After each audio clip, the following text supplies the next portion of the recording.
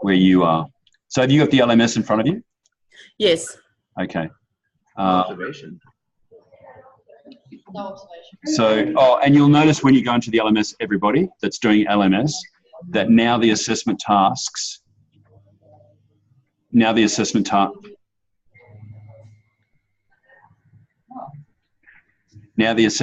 are going back to the same number as are in the hard copy. So instead of 8, there's like down to 3. All right. Yeah, so it's A, B, C, D, and E. can't do it anything right, can I, Jill? Yeah, we've only got 4, but there's like 50 of them. Yeah, that's the trade-off, isn't it? Yeah, there you go. All right. Brother, Yes. congratulations. On what?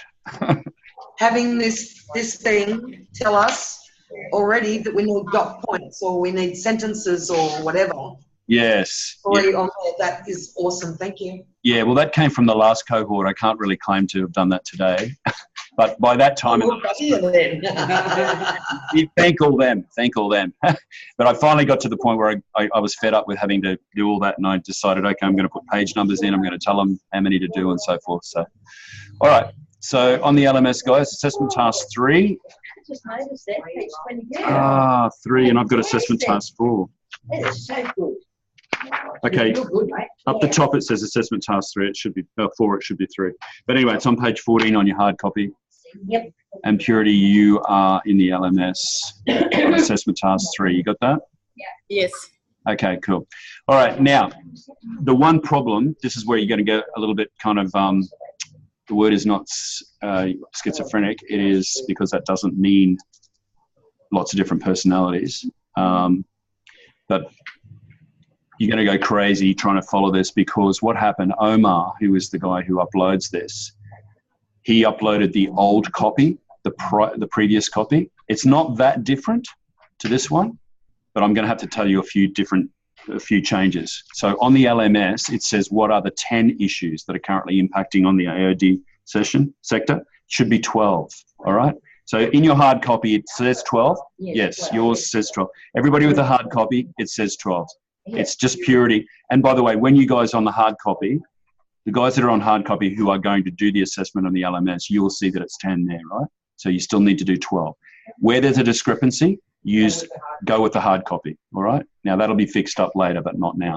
So Purity, you haven't got that in front of you. Make sure you make it 12, okay?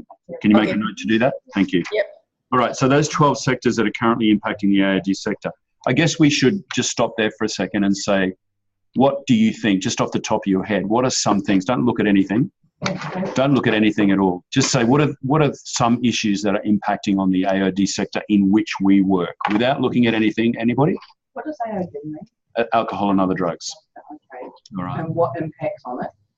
What are 10 issues that are currently impacting on the sector? What are the things that you're seeing that are happening in the AOD sector? And this includes you, Purity, and Palm, and Mount Isa. Families. Families. Yep, families. Yeah. Yep. Family breakdown. Family breakdown. Teenagers. Sorry. Teenagers. Teenagers, yeah. Causing stress to their parents. Age, drinking. And they're drinking, yes, okay. Just normal teenage years, yeah. It's very abusive. Abusive, yeah. Has it become worse, do you think, with teenagers? Yes. Over time? A lot of drugs. More the drugs. More drugs now, yeah. Yes. More drugs. I have noticed something that there's more, I mean, since I was a young man, which is a long time ago, I know. But thanks very much for that, Jill. Not really. No, I'm agreeing with you. Yeah. It used to just be marijuana and alcohol. Yeah. But I'm seeing a lot of females, young females drinking a lot more. So I've noticed that.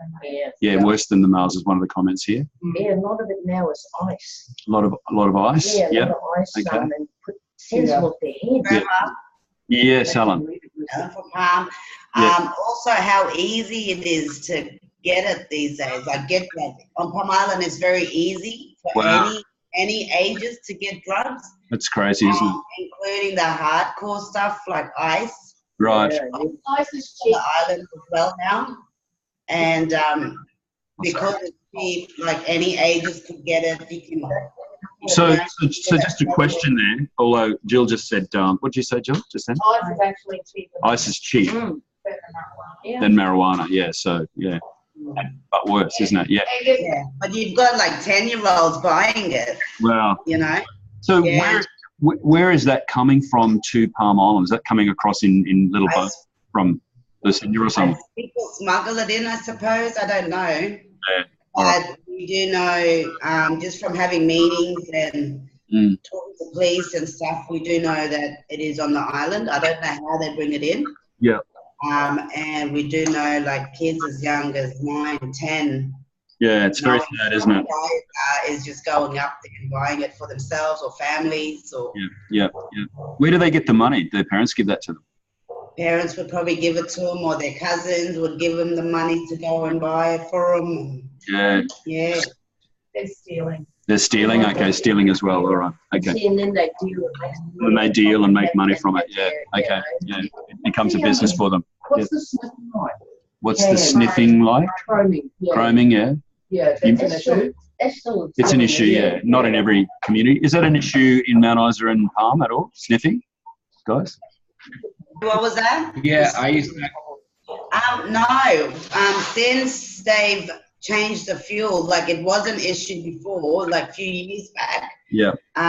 Since they've changed, because it was only fuel that they was more like sniffing on more. Yeah. And the locking of the deodorants and stuff, so the stores are locking them away now. Yeah. Okay. But since they've converted from the normal unleaded to opal fuel, which is used on palm, Yeah. it's a healthier substance of fuel. Yeah. So it's not sniffable. You can't get the high when you're sniffing up fuel, apparently. Yeah. Okay. Thanks, Helen. All right. And Junior, you said something.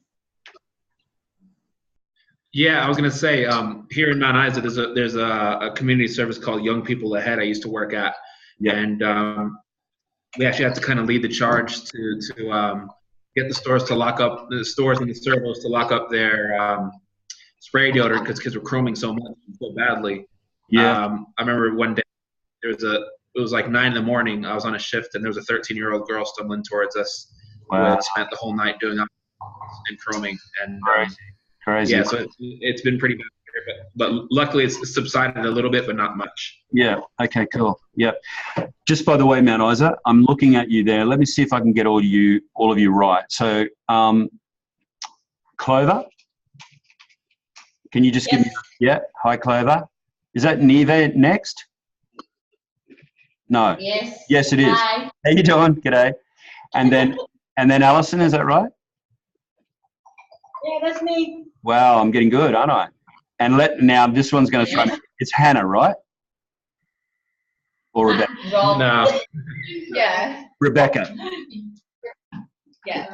Sorry, Rebecca. Apologies for that. That's okay. I haven't Not quite. Junior. Yes. Thank you very much. I didn't know who you were. Very good. All right, that's great. Okay, we'll finally get that worked out. All right, so back to question 1. What are 10 issues that are currently impacting on the AOD sector? So let's have a look. Well, 12, beg your pardon. Thank you very much. Well done. Teacher's pet. She's good, isn't she? No wonder she's the teacher's pet. I said it, but I said it quietly. You said it quietly, yeah. Okay, all right. Well, all kudos to you. All right, on page 22 of your learner resource, guys. Yep, we're there. Okay, now it goes over the page as well, 22, 23. You might want to note that on your hard copy. So you've got family needs, a couple of these came up, child safety. You can just put your dot points down there. Include the ones over the page, all right? So we've got 12 for all of those, all right? By the way, we had a bit of a discussion today in, it didn't relate to Certificate 4 in mental health, it related to Certificate 3 in individual support. And a lot of people in that, in that qualification, I was going to use the word cohort, but that was the wrong word, qualification here, are copying and pasting, and they're not learning anything. Now, I'm not going to try and push this hard because there's a lot of times when you can do a copy and paste, and that's really what I want. Like with dot points and things like that, you can do that. But when you've got paragraphs, I've usually said do it in your own words. If I haven't, from now on, it will be in your own words because I want you guys to learn And I was thinking, how do I do that when I have to do something in my own words, just to give you a help about how to do it? It's that I read that whole paragraph and I go, okay, do I understand what the paragraph is saying? If I don't, I go back and read it again. And then straight away, I just write down what that says. What does it mean in my own words? Sorry, Sarah? You understand it's totally different from someone else. Okay. Yeah, well, actually, that's interesting. Yeah, you're right. Yeah, you're right on that point. Yeah. Is everybody cool with that? Because one of the things that came up in the meeting was that, you know, as I said from day one, copy and paste is not teaching you anything. You know, it's absolutely not teaching you anything. And the thing is, you need to be work ready. I mean, you're already working in the industry, but there's a lot of people that have come back to, a couple of people that have come back to me and said, particularly the people that handwrite, and because they handwrite, they're actually synthesizing it while they're writing, and they're actually taking it in. That's true. And that's the problem with the LMS, because you can so easily just cut and paste. But if you did take the time, and I know I've emailed everybody today, and I'm not going to harp on about that email, just saying that, okay, you know, a lot of people are behind. And so it is tempting when you're busy to go, I'll just cut and paste, right?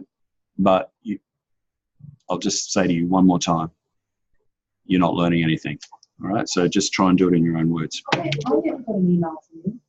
No, because you're not on the LMS. Oh, Yeah, it was an LMS email. All right, so Sarah, you wouldn't have got one either, all right? I did think about you too, but yeah, and you're both actually you're okay with your assessments, all right? So that's fine. All right. no, I didn't get a single yellow. But I got one. Okay, you did. Okay, all right, let's not go down that track. Question 2. Sorry, Trevor. Mount Isa. Yes. Hey, Trevor, I was just going to just say something about that. I can leave it though if we want to go on. Go on, bring it up. No, it's Okay. just, yeah, you're fine. Yeah, I've done a couple of questions and they're wrong. And then underneath it, I believe that it's not from you, it's from someone else that was marking it. And they said, oh, look at page 67, that's the correct answer. Right. But I put it in different words. Right. They said maybe it didn't relate to the question, I'm not sure, but it said, look at page 67, that's the correct answer. Right. Okay. Yeah, That's. but really not marked by you. Have you? Doesn't matter. Yeah, but who? Sorry, have you resubmitted that, Clover? I resubmitted it. Yeah, I've already resubmitted. Right. So it should be waiting for me to mark. Is that correct? Correct. Yep. Okay. All right. Yeah. All right. Anyway, just to yeah. You know, there are a few glitches in the LMS that Jono's picking up every day and I'm picking up every day. Like Purity, for example, she resubmitted something and it's not showing that to me in the marking queue. So there's that sort of issue. So there are a few issues and I get that. The other thing with that email that was sent out to everybody today on the LMS, by the way, don't look for in your ordinary emails. If you disagree with that, if you've actually submitted something that's on there that I've said that you haven't submitted, it may be just that it's in the marking queue and you've just done it. So if you've just done it, obviously ignore that part. Any other questions on that while we're on that, everybody? No? All right. You can just mute that. Yeah, thanks, Matt. All right. So question number 2, it says on the LMS, list 7 major points. You've got, on the hard copy, you've got 9 major points. And I'm just looking at that, and they've, in the hard copy here, by the way, I'm going to have to go back and redo this whole LMS because it's all wrong. So in the hard copy, that's what you're answering. Purity, I'll have to send you one, all right, of the hard copy. Just write down a note, hard copy. Right, and it says this, list 9 major points in Australian alcohol and drug history. Give the 9 points, ensuring that you explain, summarise each point in 1 or 2 sentences. That's on page 24, 25. All right, so we've got, if you turn there on your learner resource, you've got pre-colonisation, early colonisation, etc. Right, you're not doing word for word. Here's your chance to summarise, right? All right. So you're doing the first part of it. So the first dot point is pre-colonisation, and then you're giving me a summary after that. Yeah. Early colonisation. So all of the dot points themselves are, you can just leave word for word, but the rest you're just doing a 1 or 2 sentence summarisation. All right? Show me how good you are. I know you've been doing that in the past, but I'm just making that point because it came in the meeting today. All right. All good on that? So let's go to question 3. Question 3, and that is, what will affect, hang on, I'm going to read it from here. What will affect the type of service or assistance that will be provided? Go to page 27. Don't think that's right. Ah, yes, it's in the top paragraph, guys. The top paragraph. So added to that page number that you've got in your hard copy assessment, which says 27, you need to add this. In the top paragraph, I wasn't going to write all this in for you. Did you correct right what you say now? No, just write, this is a note to look. Look in the first paragraph. The second sentence starts, the type of service or assistance. You're going from there, right? And again, try and do that in your own words. You can do it word for word. Try and do it in your own words. So you don't want us to put there are many types. So the top. No, I don't want the first sentence, Right. all right? I want the second sentence in that first paragraph. Ending and having. Yes, ending in having. Yeah. All right, so that's the answer for 3A. Just pop in with any questions, guys, as we go through. 3B, what kinds of services or assistance, and I'm just making sure. 3B. Ah, yeah, so this is not included in the LMS, right? So when you look at the LMS, this is not on the question. You are going to, even though that question is not on the LMS, you're going to write the answer into the LMS. Is everybody clear about that? Because it's in the hard copy. The hard copy is right. I can only apologise. I'm not responsible for this, right? All right, so 3B says, what kinds of services and assistance are available? 5 points with 1 or 2 sentence summaries plus 6 points without summaries. All right, that's on 27, 28. All right, you've got on 27, the first dot point, day program. These are services and assistance available to alcohol and other drugs. Day program. Next one's withdrawal services. Yeah, see all that? Yeah. Next one's intensive outpatient, housing and residential services. Up to the top of the next page, it says the immediate goals of treatment program are to reduce. Now, that's not actually a service. It's just a statement. Oh. So just put that in your own words. We'll take that as a 5th service, but it's actually a statement. All right, now, you're not just doing dot points, you are doing the 1 and 2 sentence summaries as well. So we're all just writing day program, withdrawal services, intensive outpatient programs. We're just writing those headings, and then we do our own sentences. Then you do your sentences, yeah. But with the 5th one, it doesn't have a heading. Or it doesn't have, so you're going to put the 5th one in your own words without a heading. Right. All right, clear as mud? So In it- with all those 1, 2, 3, 4, you have to summarize. No, 5 on the next page. Yes, summarise in your own words, all right? Like look at the paragraph and turn that into your own words. That's right, exactly. So the paragraph they've got there, you're making it into your own words, right? Now, then in addition to that, just make sure you're all aware of this. You're going to add those 6 dot points underneath, all right, on page 28. Pardon? Good. You knew already.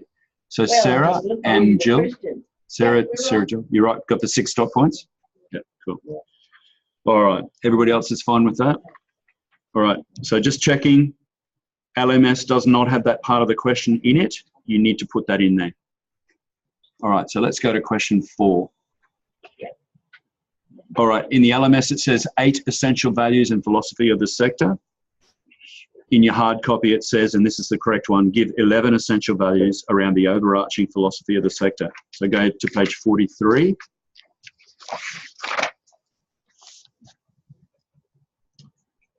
Why do I get you to do all 11 rather than 8? And I'll answer my own question, just so that you have the whole breadth. Like if you choose only 8 of that, you're missing 3, you know, and since it's only dot points, it's not that hard to write the other 3. All right, so the essential values, and I'm going to read them out. So mark them, and then we're going to read them out. A focus on harm minimization, right? So we're not going to be able to stop it completely. So we'll focus on harm minimization, including harm prevention. Harm reduction. Yes. Which page? Which page?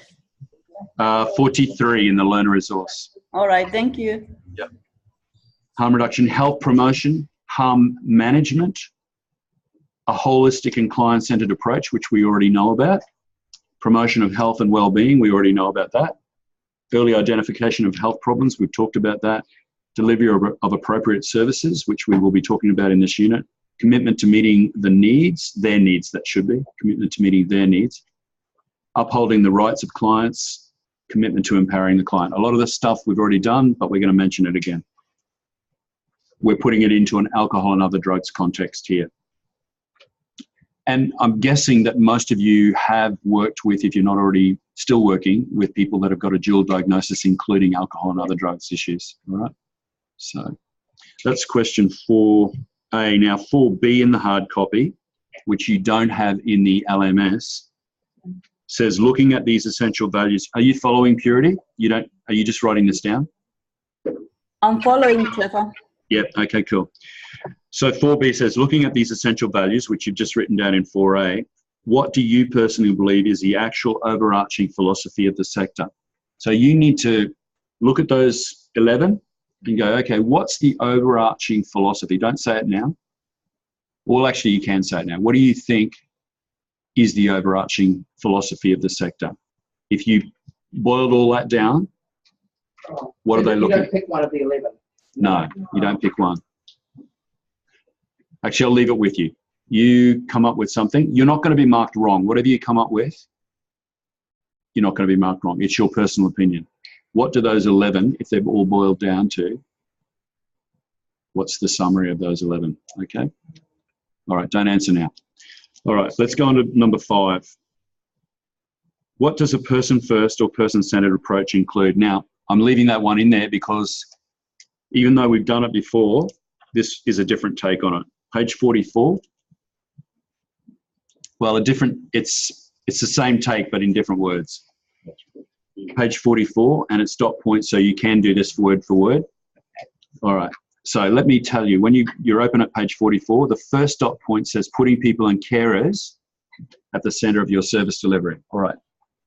Just to reiterate ad nauseum one more time, because we're dealing with people that have their own carers, we're actually dealing with the person and their carer or carers as well. So we're support workers supporting the person and the carer who's supporting that person in a way. All right. Yep. That's what that one means. All right. Now the second dot point is actually like in question marks. So I want you to make that a sub dot point if that's possible. By the way, I never did find out from anybody. Are you able to do is there a button on your LMS that allows you to do a dot point? Yeah, dot point. Yeah. There is. Yeah. Okay, so you don't have to do an asterisk? Which one? Sub, yeah. Sometimes it works, but I don't know how I did it. Okay. Jill's saying sometimes it works, but she doesn't know how she did it. All right. If worse comes to worse, it doesn't matter. You can do it as an ordinary as an ordinary dot point, but it's just really something in parentheses, in brackets. And it says when the person is a child or young person, service delivery strategies may need to be modified to ensure child safety and provide a child-friendly, supportive environment. It's really just in brackets. So if you can do it in a sub dot point, if you can do what Jill did and just do it by chance, all good. Okay. That sentence has got a dot, not a sub dot. Yes. All right. So let me explain again. Even though it's got a dot point, put what's behind the dot point on hard copy in your learning resource in brackets. Yeah. It's not actually a dot point. So, all right. That's what we do. It's not actually. It's part of putting people in carers, is it? Probably, yes. It's a sub dot point under number 1. Yeah. Yeah. In a way. Yeah. All right. So that means you've only really got 6 dot points. There's 7 there. You've got 6, but I still want you to put the second one in there as a sub dot point, if possible. If you can't do that on the LMS, just put it as a dot point. Oh, it's cool. Yeah, right. Write it. Yeah. Well, you can do it. You're doing hard copy. Yeah, you do an empty circle Yep. All right, let's keep going. All right, so 2, 3, 4, 5, 6 that are remaining. That's what a client or person-centered approach is. So, and I'm going to read them out. So including people in a decision-making relating to their care, which makes sense. Involving people in discussions about service delivery options and issues. Obtaining the person's consent to examine, treat, or work with them. Effective customer service. And listening to and addressing complaints within the scope of your own work role. The reason that I read that out is because I was sitting listening to some support workers the other day, and they were actually making the decisions for the person. And that's the very antithesis of what we're trying to do as support workers. We are supporting the person. We can give them options, we can discuss with them, and we can say to them, you know, we can say, and this has happened to me, look, do you think that's really the best course of action? Do you think that's a good way of doing it? You know, have you thought about such and such? We can give them other options. But in the end, like the guy did with me, David, he said, no, I don't want to do it that way. I want to do it my way. So, you know, we can't force them to do what they don't want to do. All right? So just keep in mind all the time, person first is about them and what they want to do. We can introduce other options. It's okay for us to do that, but we can't make them do that. Yeah. Okay, cool. All right, that's 5, 6. Just checking what the LMS has got. It's almost the same.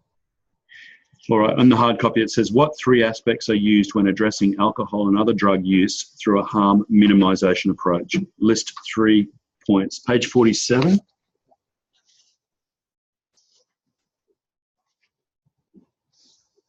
What is a harm minimisation approach? Okay, that's the next question. All right, so we'll start with 6 and then we'll go on to 7. So 6, now don't get these mixed up. People have got them mixed up before in previous cohorts. With this question number 6, you're answering the top 3 dot points, all right? So these are 3 aspects used when addressing AOD use through a harm minimisation approach. They are reducing the supply, reducing the demand, and reducing the harm. They're 3 aspects. That's not harm minimisation yet. The next one's harm minimisation, right? So your answer to 6 is those top 3 dot points. Yeah. All right. Now, just before we go to those next dot points, so on question 6, have a think about that. It would make sense to reduce the supply of drugs that are available. It would make sense to reduce the demand for drugs, right? We're not going to drill down right now and say how we're going to do that.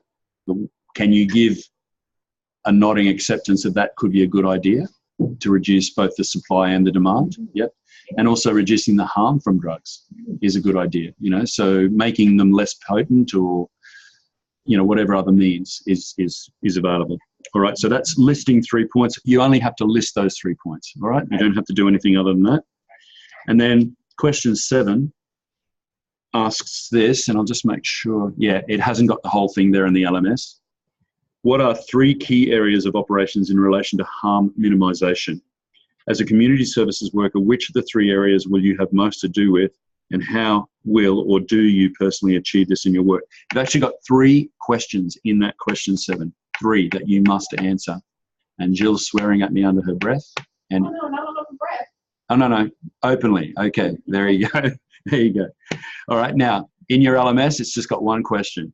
There's 3 in the hard copy, so answer 3. All right? Answer 3. So You guys are just following. It's all good. 3 dot points would be the first question. So the 3 dot points are the second set of dot points on page 47. All right, so you've got supply reduction. Now, I would like you, please, to put, for example, customs and police operations, or would you like you to do the whole lot, that whole line, all right? You right, Sarah? So that's Yep. 7A really. That's the answer to 7A because there's 2 more questions in question 7, isn't it? So this is like 7A1, Okay. if you want to put it that way. 7A1, yeah. 7A1. 7A2 is demand reduction. Right? It's really saying the same thing as the top 3 dot points, but in a different way. Right? How do we reduce the demand? So we can do that by public health campaigns and treatment services. So add that in there as well. All right. Yeah. Okay, so question 7. We list the 3 dots. And that's 7A. All right, you're just doing. We list those 3 dots, including the brackets, right? Yes, that's right. Then the next question is, as a community services worker, which of the 3 areas will you have most to do with? Exactly. So that's 7B. So you're answering the next part in your hard copy, in the element. Yep. So that's a personal one that you're going to answer, right? So of those 3, you're not in customs and police operations. Yeah. You're not in public health. Well, you might be in some health campaigns. You never know. Well, maybe you are. Demand reduction. Maybe you can talk to people. Maybe that's the answer. Yeah, and just, that's one I think. That's probably the one that. That's demand. Yeah, in just having conversations with people. Yeah. Because we can't do the supply, we can't do the harm reduction. It'd be demand reduction. It'd be demand reduction, all right? So you're going to pick that one. Yeah. All right. Okay, so here's another thing. Just tell me why. Why? All right, it's a pretty big question already, I understand that. But don't just give me demand reduction. Why? Why is demand reduction the one that you can do? What's up, Nara? Too much? The second one, 7B. 7B is, as a community services worker, which of the 3 areas will you have most to do with? All right. So you're looking back at the answers to 7A, and you're saying which one will you be able to influence? Oh, yeah, got it. Got it? Thank you. In addition to that, just a little brief thing about why. How can you do it? Yeah. And the last one, how will you personally achieve this in your work? Yeah. Isn't that saying why? I guess it is. All right. So 7C is actually doing what I asked you to do at the end of 7B. Yeah, that's what you. All right. Sorry, everybody. All right. So you've actually done so it. if you put demand reduction and then on the third 7C or whatever, Yeah. put what Why? you do. Yeah. Why How? Yeah. and how. Yeah. Why, how. Why and how, probably. Yeah. Yeah. Okay, that's right. Pretty much. Oh, no.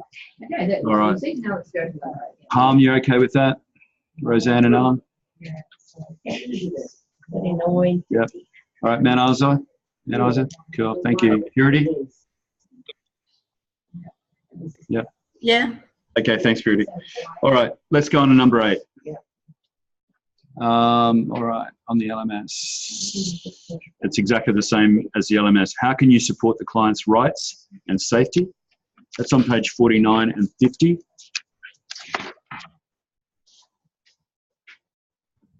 Yeah, this is an interesting one. All right, now have a look at, see the dot points, that's not the answer. The dot points are not the answer, all right? Okay, so directly under the dot points, can you, that first paragraph that starts with respect? Yeah.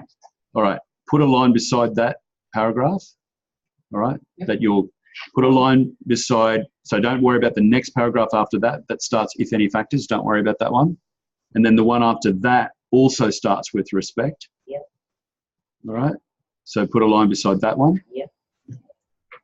And then you've got 2 more sort of paragraphs on page 49, don't worry about those. And then you've got a sentence up the top of page 50, don't worry about that. And then you've got a paragraph starting all of the rights and responsibilities, yeah? Yeah. Put a line beside that. All right, so you should have 3 paragraphs now that have got lines beside them, correct? Yeah. In your own words, tell me what those 3 paragraphs, and do it as 3 paragraphs. Could you go over that again, Trevor? Sorry, Trevor. Yeah, sure, no worries. All right. So on page 49, find the dot points up the top. Yep. Yeah? Yep. Right. Yep. So directly under those dot points. So the dot points have got nothing to do with the answer. Under that, you've got, if you can count down the paragraphs underneath that, they go 1, 2, 3, 4, 5 on that page, correct? Yep. All right, so mark paragraph 1 and 3. All right, so that's 1 and 3. And then on the next page, page 50, you've got a line or 2 lines up the top. And then you've got another, the next paragraph starts all of the rights. Can you see that? Yep. All right, so that paragraph plus the 2 on the other page that both start with respect, the word respect. Clear? Yeah. All right, those 3 paragraphs. So you've got paragraphs starting with respect for the rights and responsibilities, and then respect for the rights and responsibilities twice. And then on page 50, all of the rights and responsibilities. Those 3 paragraphs you're going to put in your own words as 3 paragraphs, all right? Don't put it in as 1 paragraph, because I want to see what your thinking is for each of those paragraphs. All right. Everybody clear now? Yeah. Thanks, everyone. All right. So that's number 8. Yeah. Number 9.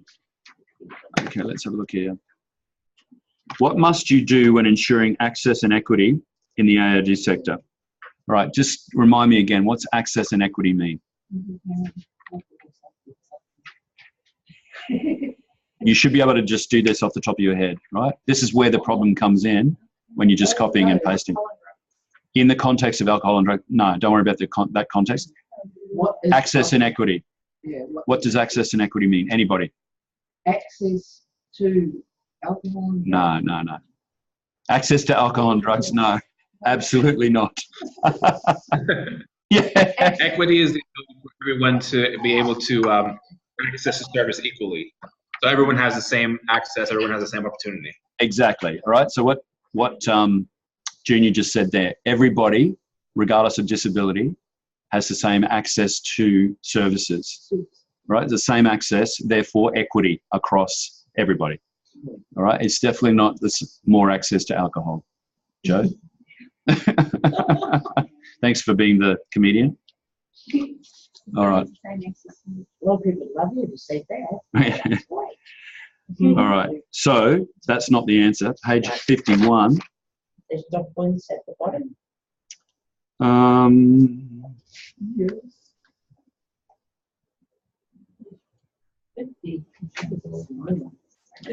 Yes, the last dot points on page 51. Say treated equally.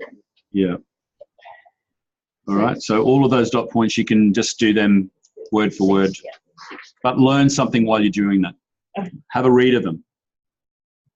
You have to when you're writing it. Okay. yeah. Francis is saying you have to when you're writing them, which is exactly right. You don't have to when you are doing it on the LMS. You can cut and paste. Have a read of it. Pardon? Good, Jill. I'm pleased to hear that. Pleased to hear that. Jill's... That's why I couldn't do it without this. I couldn't do it otherwise. Right. Because I scribble, you should see mine too. Right. So Jill's taking me to task, and good on you, and saying that, look, I beg to differ, because she's actually learning something while she's doing it on the LMS. That's great. And I'm sure many of you are. Don't worry. Don't get me wrong. Some people aren't. No, I didn't say that. It's just that you can, everyone has different learning ways, Yes. but to cement it, Yeah. reading it and writing it for me. Yeah. Yes, same with me. And Right. even then I go, Okay, whatever way works best for you to learn. Yeah. Just make sure you try and imbibe some of that. Hey, Mara, you giving me that look? Wait, Yes. on the weekend, Yes. I went on the LMS. I actually went on the PowerPoint, and I love it. You like the PowerPoint? I love it. It's my thing because it's physically right there. Right. That's Okay. how I learn. Okay. So Mara's saying that, well, there is a PowerPoint for each of these units, guys, and I never refer to it because it's simply the book in PowerPoint form. Yeah. It's just all the headings of the book, of the learner resource. All It right. works for me. Okay. Yeah. All right. So Mara's saying that that's working for her. So some of you might want to have a look at that and just see if that helps you. It's not something that I'm excited about, but you might be excited about. Mara is. So that's good. Hey? Sarah. Question 10. So Sarah's lost interest already. Okay.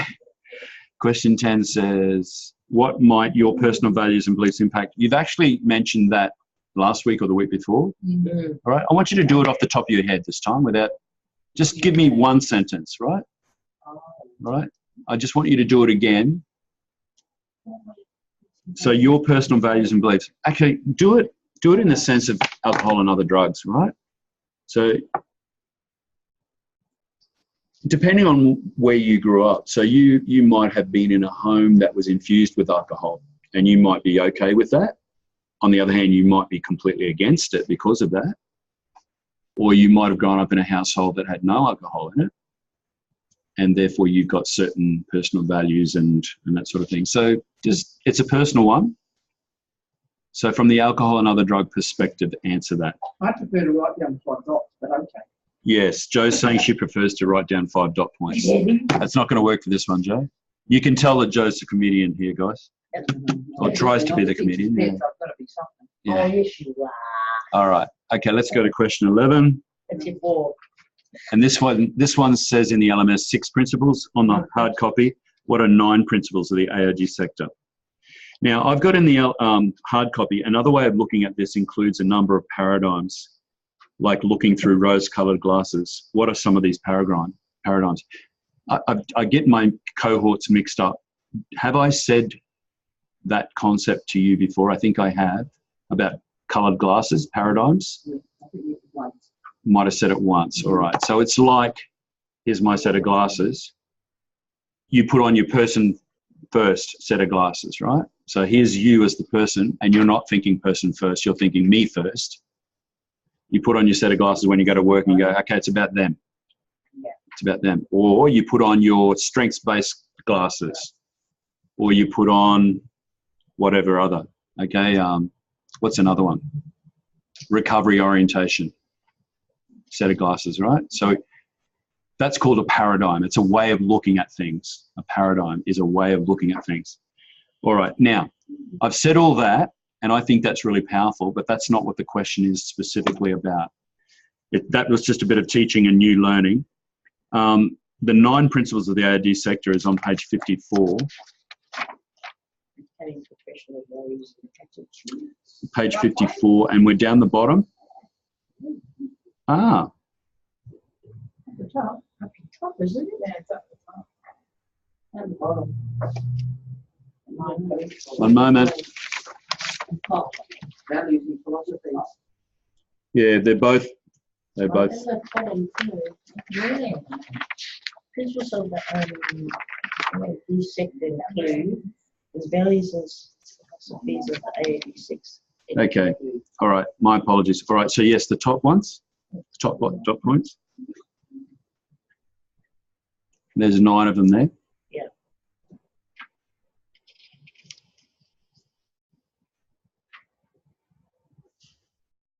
All right. So they're things that we do: maintain professional values and attitudes, provide service in a non-judgmental manner. Things that we talked about: demonstrating acceptance, even though we may disagree with their lifestyle, we accept them. Ensuring client self-determination, it's about them. Upholding the confidentiality, ensuring our own personal values and beliefs do not impact on care provided. Holistic case management principles, enabling empowerment and control in clients, and providing client-centered service. Now, you should have all of those on board already from all that we've done. You should know without me even explaining those what those all mean, I'm guessing. All right. Now, this is not in the question, but let's go down to the bottom of page 54, and it says, values and philosophies of the AOD sector include harm minimisation, recovery, person-centred approach, empowerment, health promotion, and yeah, let's read the top of the next page, 55. It says, dealing with AOD is difficult as it is often a complex range of factors that have caused the client to become dependent on drugs and alcohol. And as the negative impacts for that person become more and more ingrained in their lives, it can feel as though this is a problem that is just too big to manage. They feel beaten and powerless, and that's common in clients of the AOD sector. And it's essential to explain values and philosophies behind the AOD sector to the client and to assist them in becoming strong and informed enough to be able to help themselves to get their own decision-making processes and lives back on track. Refer back to page 54, down the bottom. These are the things that we need to explain to our clients. Minimizing harm, that recovery is a process that we can work with them, we can support them to achieve, right? So they can come out of their alcohol and other drugs. Maybe some of them don't want to come out of it completely, but they can minimize what they're doing at the moment. Some people don't want to stop. They just want to minimize it. Isn't this like this can be quite in depth, like beyond us, you know? Like, it's completely beyond us, but we can do our part, right? Right. Yep. We can't do it. There's an old saying, I can't do everything, but I can do something. And that something is what I'll do. Yeah. All right. Yeah. So harm minimization, we can talk to them about that. Recovery, we can have ongoing conversations. Person-centered approach, what do they want? All right, now we're going to talk in a moment about change management. Remember a couple of weeks ago we did the 5 stages of change management, and the first one was they didn't even want to change, and the second one was contemplation, was thinking about. First one was pre-contemplation, second one was contemplation, they're thinking about making a change. Remember that, Jill? Yeah. Yeah, you're blurry. Yeah. I'm blurry. Why? Okay. You mean visually or what I'm saying? Okay. Yeah, anyway, so we're going to put that into practice regarding alcohol and other drugs in these questions. And I've forgotten my train of thought now. All right. Yeah. So we get to talk to them about those values and philosophies down the bottom. So that's not the question. Yeah. All right. Now, question 12. Why should you consider clients' values when determining interventions and supports? It's a no. Yep. Sure. What exactly do you want us to do with question 11 then? All right. So question 11 is the top dot points. So that actually answers, you know, they're asking about principles of AOG, right? Yeah. What I talked about further, which you don't need to answer, was just something that was by the by, but it's a very important by the by, which they should have a question about, but they don't. So we just write the 9 dot points and explain them, or just write the dot points? Just write the dot points. That'll be fine, yeah. All right. But I'm hoping that you will just have a look at the bottom of page 54 and the top of 55 and just, well, we already have, and that you'll learn something from that. Yeah. How to have those conversations. Yeah, gotcha. Yep. Yeah, right. Gotcha. Cool, thank you. All right, now 12. Why should you consider the client's values when determining interventions and supports? Somebody give me that answer right now. It's that simple. Yeah, Trev? Yeah, go, Roseanne. Yeah. Because they won't buy into it if you don't. Yeah, yeah, good. All right, so buy-in necessitate. Well, engage with it, to accept it and to work through it. If it's your idea, well then, hey, you know, why's it going to work for them? Exactly. All right. So we've said that before. We're going to say it again in terms of alcohol and other drugs. All right. Thanks for yours too, Sarah. That was right. Okay. So, yep. What if we're working with somebody who absolutely doesn't want to change? All right. So when we're talking about interventions and supports, we can't change them, right? Can we have a conversation with them, a gentle conversation about their level of consumption, perhaps? Yeah. In what context would we put that conversation? What would be the best way of couching that conversation to them? Be open and honest. Yeah. Be open and honest, but what angle would we take with them? Yeah, go. Concerns. Roseanne. Just thinking of a couple of people I know. Like one gets all upset, you know, about her kids, hasn't got enough money to feed the kids. Yeah. Stuff like that. So that might be a way to approach that one. Yeah. Another one is constantly being kicked out of that house to another. Yeah. So that would be the angle in on that one. Yeah. Or you use your star chart and identify what areas they're not happy with at the time. Perfect. All right. So, and that's plugging into their motivation again, isn't it? Which is great. Well done. All right. And Junior, what were you saying? Sorry, I don't know if I understood your question correctly, but I was saying you can come from an angle of concern for the client. Yeah, no, that's a good one.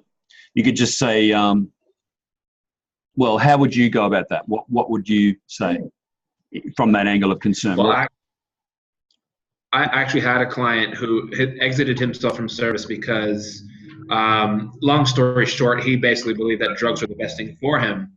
Okay. And I basically told him, look, you understand that, you know, the end result of many people on drugs is death or some kind of permanent disability.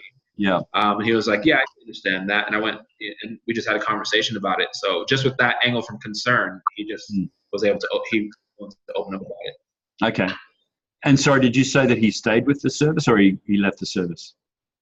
He exited himself. Long story short, he has very little motivation and basically kind of believes that the system is built up in such a way that there's no reason to stop taking drugs. Yeah. It's a really complicated story, but it's very complex, and the decision he's made.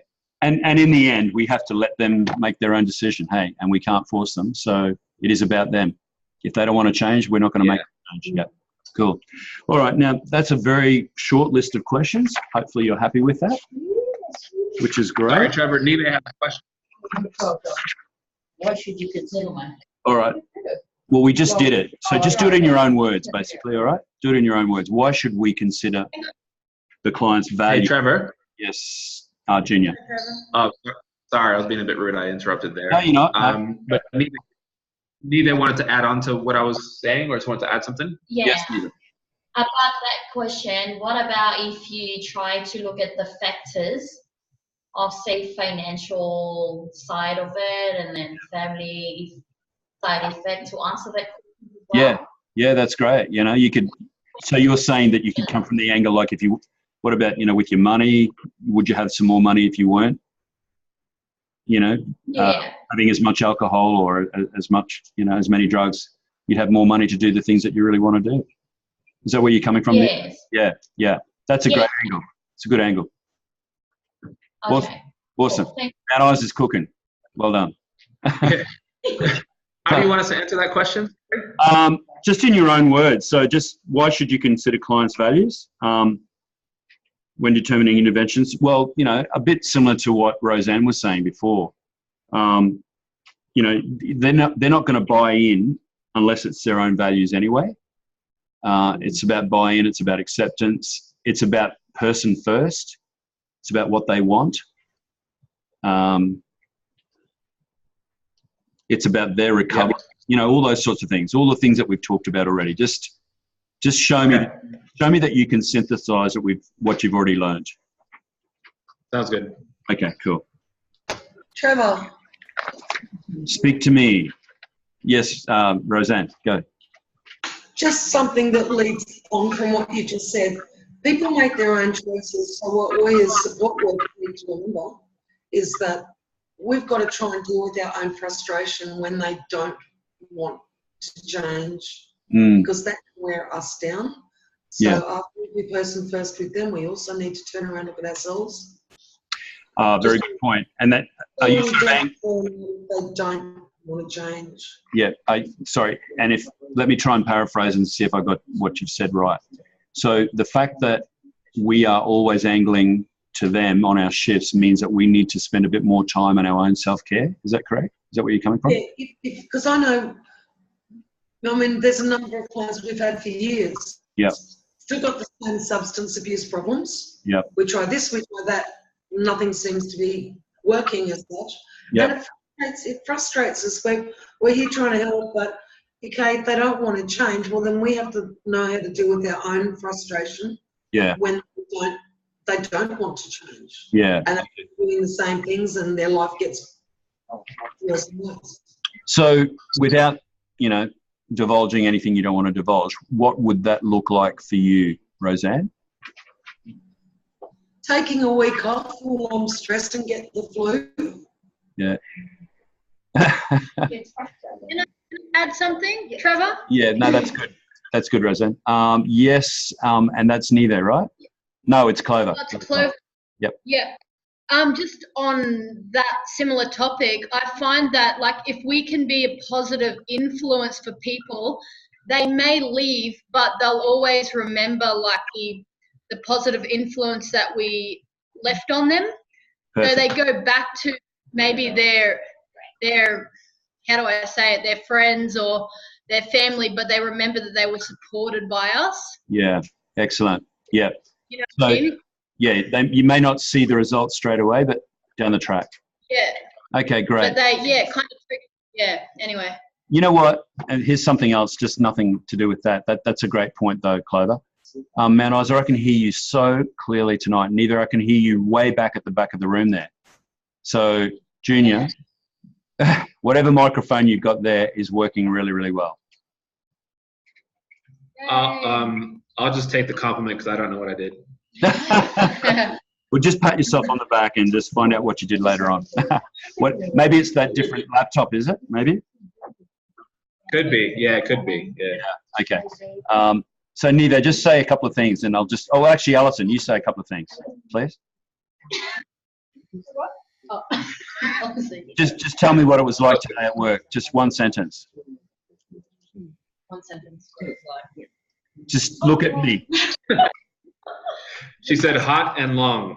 Okay, right. Well, I didn't hear you, Alison. Whereas I did hear Neve before. So, it's going well. That's the point I'm making. Well done. Okay, let's keep going.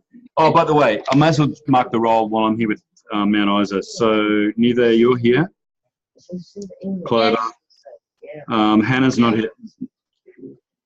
Hannah's not there. No. Right. No. Jess is not there either. Nope. So Junior, you're there, and Rebecca's there, and Alison. Yep. All right. 1, 2, 3, 4, 5. Cool. Okay. Wow. It's good that I'm getting to know who you all are. And Alan and Roseanne, I haven't worked you two out either yet. Who the heck are you? Just kidding. All right. Let's go on. They're giving me Mount Isa is giving me a hint that it's smoke time. It's not really. It's 6:10, guys.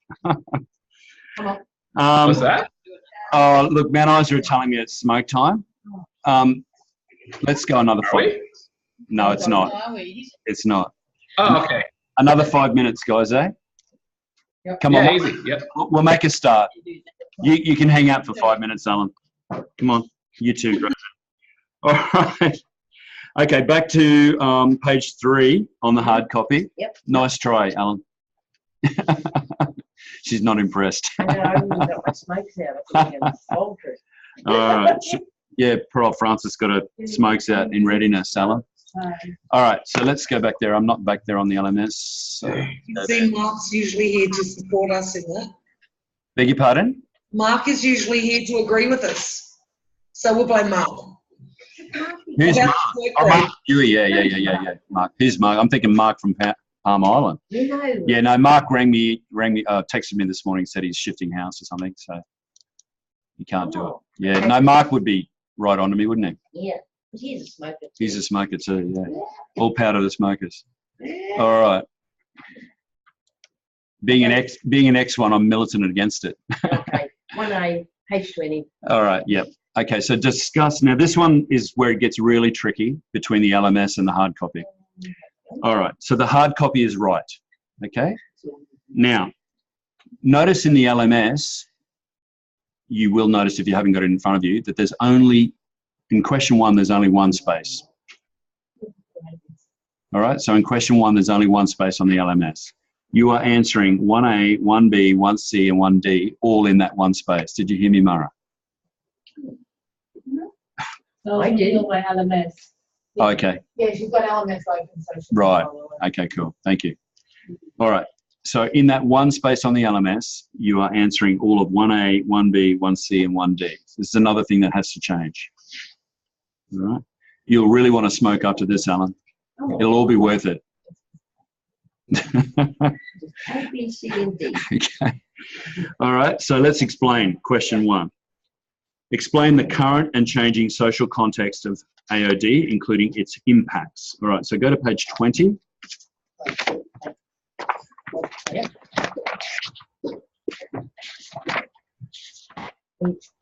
All right. All right, on page 20, you've got headings: social, political, economic. Yep.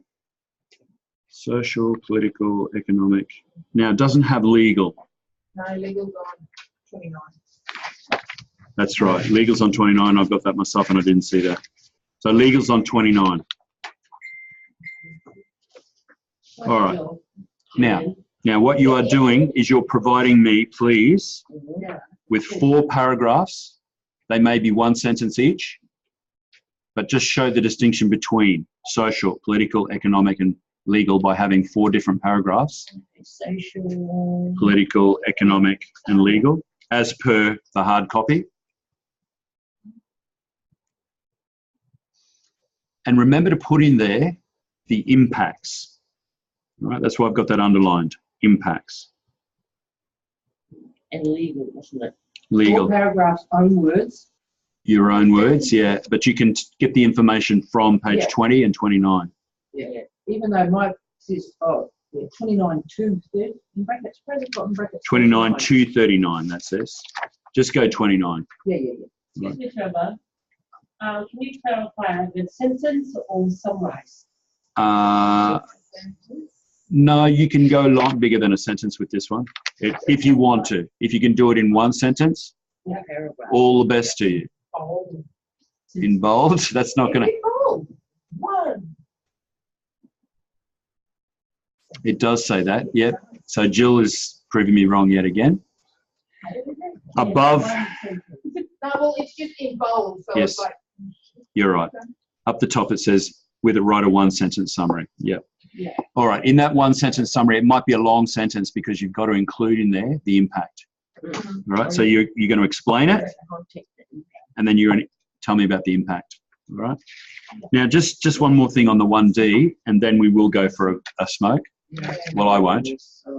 On the legal one, I've got 29 to 39.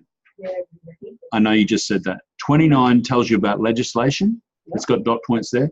But from 29 to 39, you'll see, and by the way, see all these are great explanations of all the things that you had to do back in MHS 001, to the point where I think next time I'm going to do those pages like on the first night, because these are really, really good explanations of all those things that keep coming up all the time. You should have actually, that should have been in the first one. In the first one, yeah. It's not explained as well in 001 as it is here in MHS 001.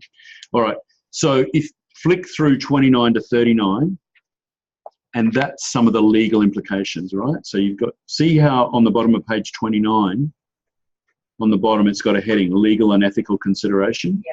So you've got things like, those legal and ethical considerations are children in the workplace, codes of conduct, discrimination, all those things that you've been asked to comment on just about every week, which you don't have to, they are all legal and ethical implications. So you could actually write that as your answer. Things like children in the workplace, this is for the legal one, right? The fourth paragraph, children in the workplace, comma, codes of conduct and practice, comma, discrimination, comma, dignity of risk. I've said it a number of times now, 29 to 39. Well, that's 10 pages, so which one are you on? Well, I'm going through them. I started on 29. Yeah. He wants the heading as comments, as in not dot points, but in comments. Yeah, so the left-hand column, Joe. Here. The left-hand column. Codes of practice. Yeah, yeah, all those headings. Yeah, on the left-hand column. Oh, yes. Yeah. That's for legal. Okay, so that doesn't require a paragraph No, in your own words. There's no paragraph in your own words. All right, just the headings as. Oh, okay.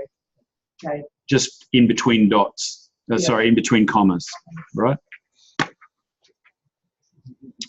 All right. Is everybody clear with that? Alan. Thank you, and Roseanne, you're right. Of course, Mount Isa. All good with that? Does anybody smoke in Mount Isa? Alison, do you smoke? That's terrible. Yeah, she does. That's terrible. Are you the only one? Wait, I'm gonna have... Yes, she is. Feel bad. Feel bad. I'm a reformer. So. Yes, Roseanne. Okay, everybody go for a break. Go. No, hang on. Oh, hang on. Roseanne wants to hit. Go on. Thank you. You started saying like things like children in the workplace, code of conduct, et cetera, and you never think are all examples, and that's all you said. All right. Okay. For the legal one, all right, so the question in the hard copy says legal context and impacts. Everybody just cue back in again, please. All right. So for the fourth paragraph of question 1 in the LMS, which will equate to 1D in the hard copy, yeah? Yeah. Just all the dots. Wait a minute. You are answering things like the left-hand column of pages 29 to 39. Children in the workplace, comma, next heading, codes of conduct and practice, comma, next heading, discrimination. Yeah. All right. Now, one thing that doesn't do is talk about the impacts. All right. So we need to make a comment about the impacts. So we're going to say dash impacts of not following these are going to be substantial because, you know, we have to run by these legal and ethical considerations. Yeah. Yeah. That's really all you need to say on that part. Thank you for asking that, Roseanne. I guess I thought I had explained it ad nauseum, but yes, it does need a bit more detail. Okay. All right, let's go. Let you guys go and have a smoke. The rest of us are going to do something else. Yeah. All right, come back in 15 minutes, everybody. 15 minutes. Yeah. What do you mean the rest of us are going to do something else? Well, you don't smoke, do you? No. Well, go and do something else. Oh, I see. I thought I get it. Sorry, Troy. Yeah, so, sorry, just back on that one A, B, and C, someone there said it said a sentence, but you said a paragraph. So no, it's one sentence, but it could be a long sentence. Okay. Because you've got to discuss the impact of that as well. Oh, okay. Okay. So disregard one sentence. Really, yeah. It's going to be this plus then. Yeah. Yeah. Or a dash or a long and or something like that. Yeah, whatever.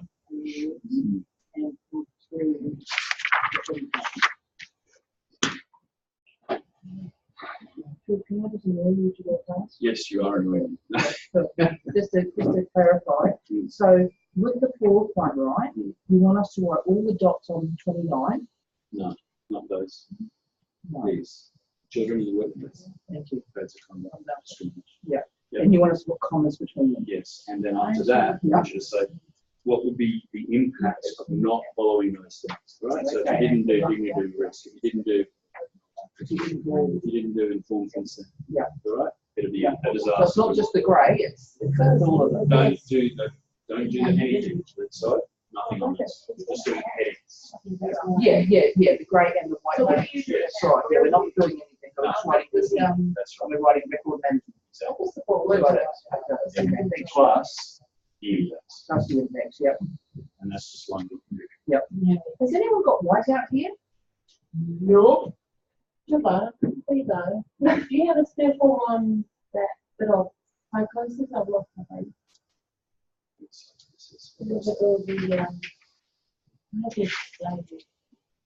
I don't know what's my form there. You need all the different types of them. Yeah. I think two or three. But I'll know. Yeah, have a look. Yeah. I can do it for you.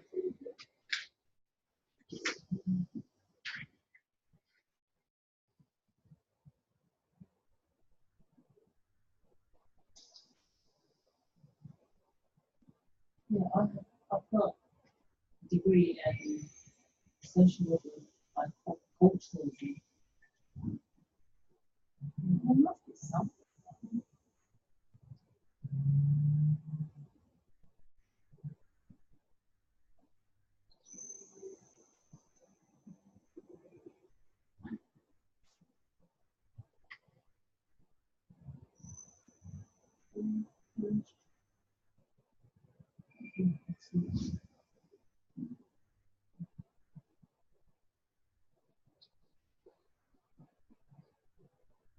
This is a short one. This is going to be a short one, like last week's one. Because last week's, I really could not get my head around. Yeah, I struggled because I don't know how right my answers are because it was a lot of your own words and stuff, but it was short. Yeah, I haven't even started it because I just got to the degree as well. But this one is all, when you get down the page, it's all, we've done it all before. Covered in 001, and from question 9 through to 11 is like all done, but it's still a lot. And then that's it. Then over the page, it goes to page 24, and that's it. And then it's the observation. So I'm glad because the one that we did the week before last, Jill, I haven't even opened that one. I haven't done the last two. I haven't Okay. touched the last two. Right. Everything else was Penny's just told me, sent me an email saying that I've done something. Whatever. He's saying you've done it. Haven't done it. Oh, Just like, Penny, I've got handed in. yeah. Yeah. Because I remember the 2 weeks ago where we were right up to 8 o'clock and we didn't even get it finished. Mm. It was massive.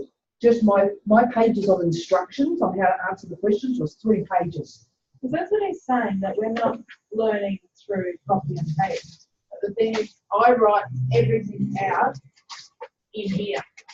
Yeah. Yeah, look, yeah. And the thing is, because I'm such a slow typer, I actually type per word. Mm.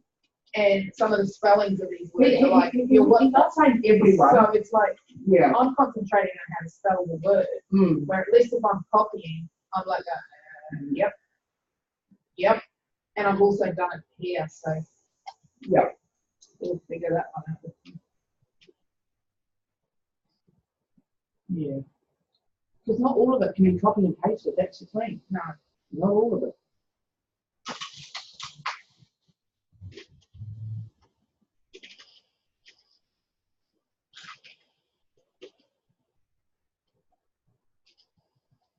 No, that's right. And even if you do copy and paste the dots, you still have to go through and fix it because the dot points don't copy and paste. So you can't do it anyway. But what he was saying, well, I remember when we first started and he said, you know, there are people that copy and paste it, it doesn't sink in. If I was to copy and paste, it would be a waste of time for me. I'm writing it and even still then I don't always retain it. I have a lot of difficulty in retaining stuff. I retain really less when I'm writing it. There you go. I'm concentrating on how to spell it, how to write it. Yep. Yeah. So, but he said there were a lot of people that students he could go and ring them up now and say, okay, what's blah blah, what, and they wouldn't be able to answer. See, and these questions that he asks us, like he's asked us a few times, he asks us a question where I understand the question, but not in those words. Where if he asks it around in an ask that face or something, I'd be able to say this. But because he's using a different language or the different, I have a bit more trouble. I definitely struggle with that too. Of what the question means, how you have the answer. Like university, oh my God, like we wouldn't get any help like this at a university. They just because they're totally doing level. University. Yeah, we're doing Cert 4. Yeah. But yeah. Excuse me. Excuse me.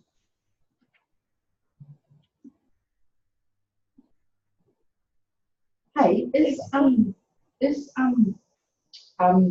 Jodie doing LMS? Do you know? No, she's not. Because she wants me to give her the notes. Huh? No, Jodie just wants so she can go for it, like just to go back through. Yeah. So oh yeah, she'll be here on Thursday. So I'll give her the she's someone will put the paperwork aside for her aim.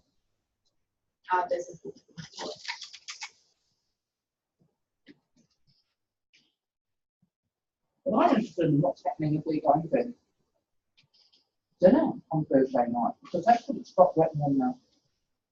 If it's free, I'll go, but I can't afford to really well. No, not free.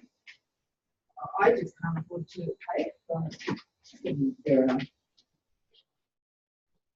6:30 p.m. groups and drinks and then group meal. Oh, that was back in November, but nothing ever happened for it.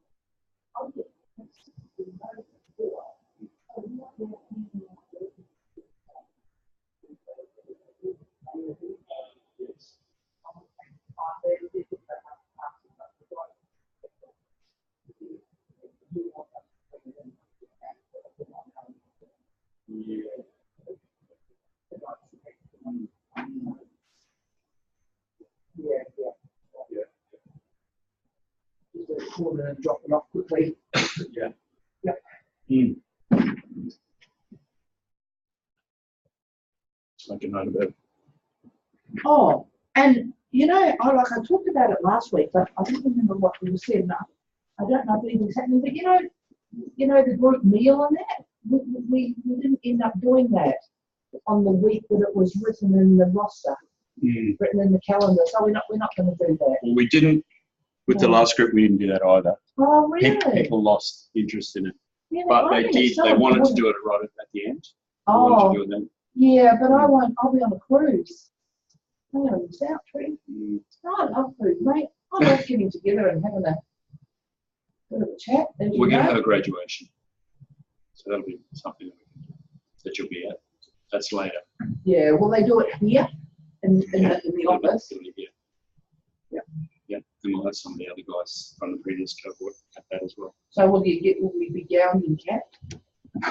Not quite. No. We're very lucky how we get stepped through this, you know. Very. This is very. And yeah.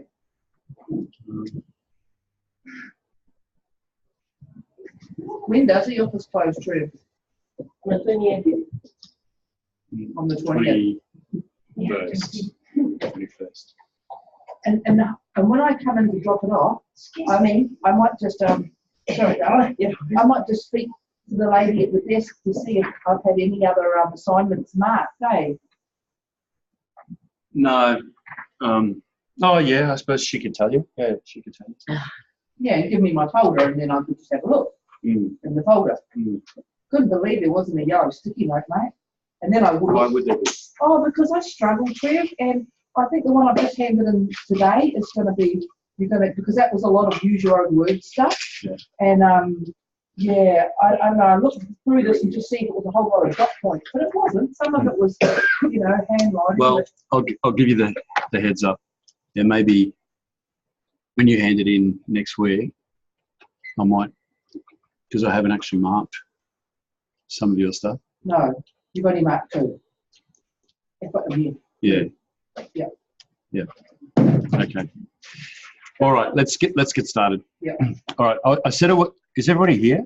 Everybody in Mount Isa, you're here? Yeah, we're here. Okay. Thanks, Jenya. Hey,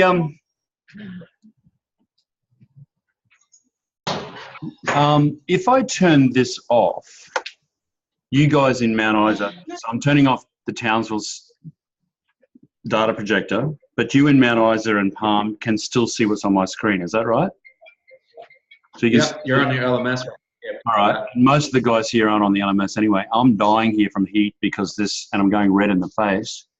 Because the aircon's not on in the room. Oh, the aircon. Yeah. Sarah, can you turn that aircon on? Please. Please. Yeah, it's blowing on me. So if we don't need it here, and you guys can still see it in Palm, that's good. I'll just turn that off. Thank you. Yeah, that should be right. It'll come back on now. All right. How was your smoke, Alan? Did you enjoy that? And Roseanne? Okay. I can just see you out there like, with 2, 1 in each hand sort of thing. Not quite. I'm being terrible, aren't I? Actually, man, Roseanne. Then we had a community member come and ask us a question, so now I have another phone call to make tomorrow. Well, you need a smoke for that, won't you?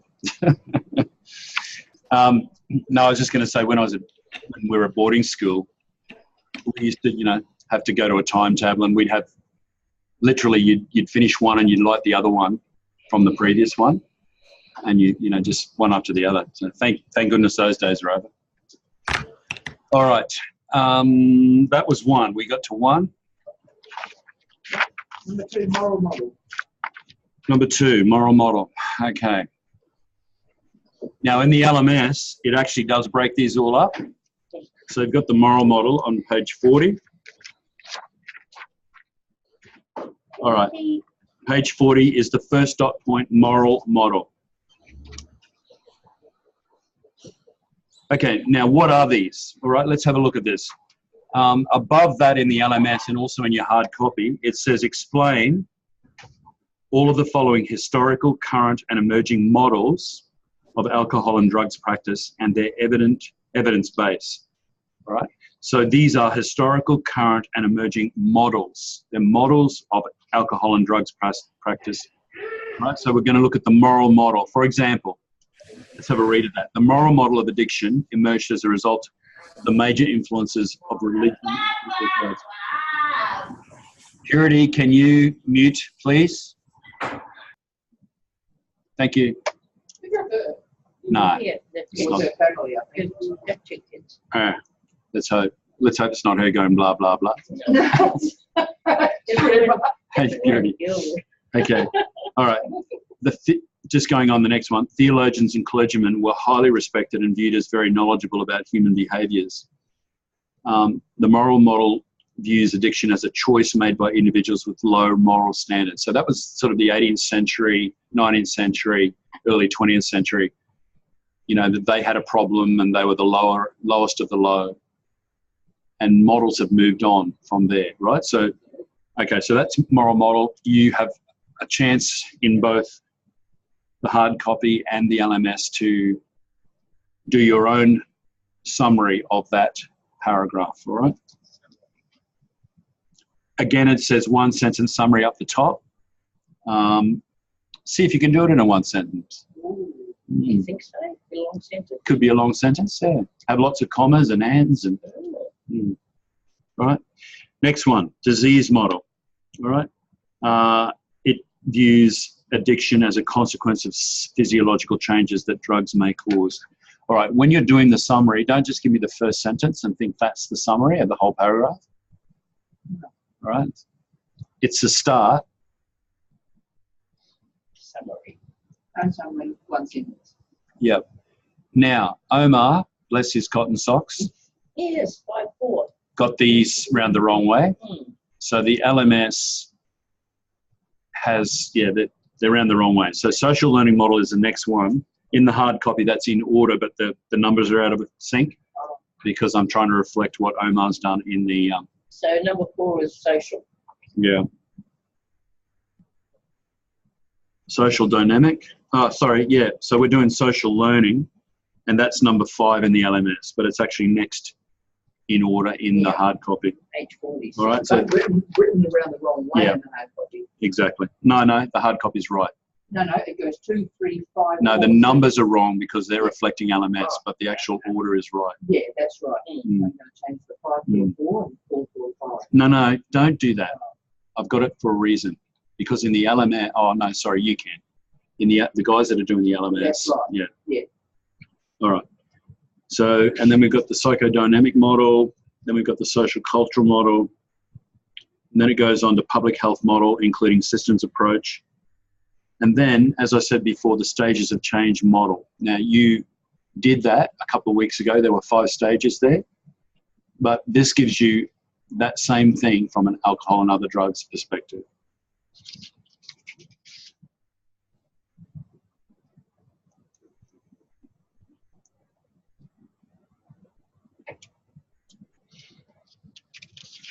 All right. Question 9. Can I go on? Yeah. Let's have a read of that in the hard copy. Identify and discuss the major legal and ethical considerations for AOD work, including international, national, state, territory, and local considerations, and including how they are applied in organisations. We've done all that. Next part, but still in 9, it says to answer this question, only do 9M and 9N below. Ensure you do these. Let's go to 9M and 9N. Hi, Trevor. Yes, Purity. Could you please show me that on the LMS? Sure. Where you are? Page 37 and 38. Right there, Purity. Question 9. All right, thank you.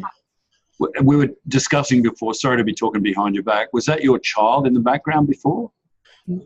No. Okay, leave it at that. Customer. Oh, customer. Okay, cool. Okay, so you're doing 9M and 9N. So 9M is on pages 37 and 38. You go to the learning resource, pages 37 and 38. Yep. You've got specific AOD legislation, right? Now, when it says legislation, it's not actually acts as such. You've got strategies, right? So they're not legislation as we know legislation, but they're things that government look at and have probably had a part in putting together. So you can list all of those, please, all of those dot points. Oh, yeah. In answer to 9M. So on page 38. Page 38. Yes, those ones, yeah.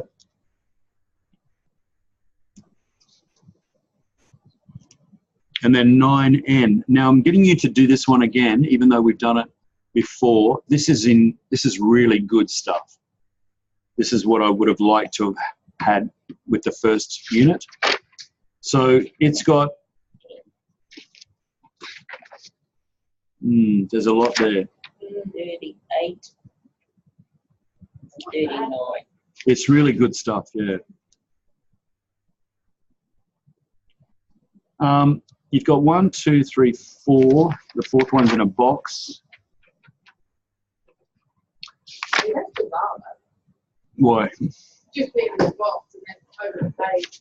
Yeah. How about, okay, for that work role boundaries one, 4 paragraphs, they can be 1 sentence long, each paragraph.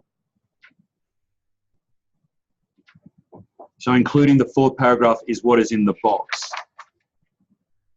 You want the one in the box? Yeah, Too. when I say 1 sentence, try and capture, yes, I do want the one in the box. Yeah. Okay. That's the fourth paragraph. And over the page. 9N, that's it? Yes, 9N. That's 9N. Oh, the one over the page too. Yeah, so don't forget over the page. The 4th paragraph goes over the page, onto page 39. Including the 3 dots in it.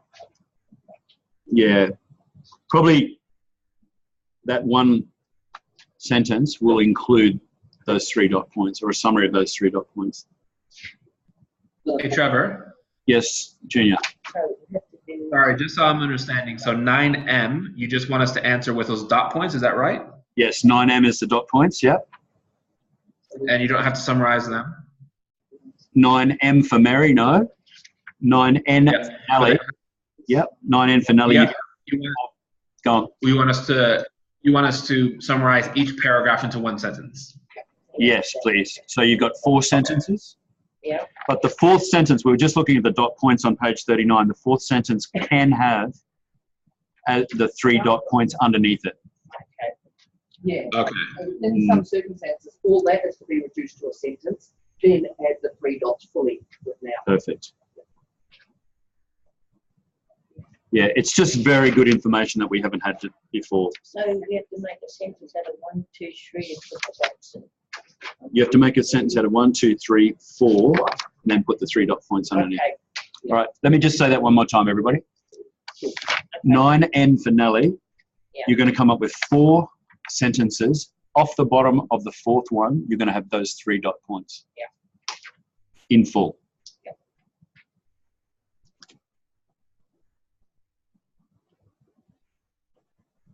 Yo.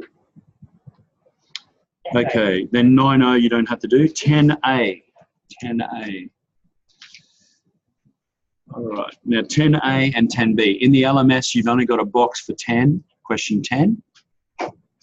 And in the LMS, it's sort of, it has 1 question, but 2 parts to it.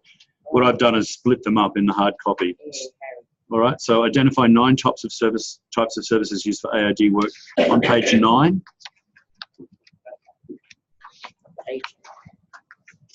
Okay, down the bottom of page 9, so the second black dot point of page 9 says specific context for AOD work and their characteristics including, yeah? So you've got all those sub dot points in there, down to telephone contact. That's the answer there for that one, for 10B. 10A, sorry, 10A. 10A, beg your pardon. You just want the sub points, not the specific context. No, I just want the sub dot points, the white dot points. And then in 10B, we're going to explain the context and characteristics of at least 3 of the above. So to do that, we turn now from page 9 to page 27 and 28. And you'll find that of those sub-dot points for 10A, there are at least 3 of them, and I'll tell you what they are. Day program, withdrawal services, and down the bottom, housing and residential services. Those 3, answer that question. Explain the context and characteristics. So the context means, where is it applicable? What's the matter, Joe? Just give me the 3 again. Day program, housing, and what was the third one? Withdrawal services. Withdrawal services, yeah. And then what are we doing with those 3? Explaining the context and characteristics. All right, so just give me a summary of those 3.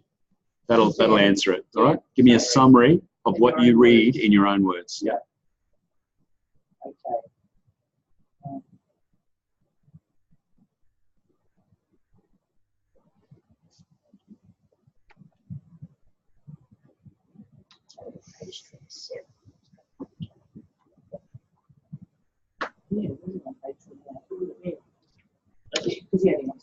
Okay, now question 11.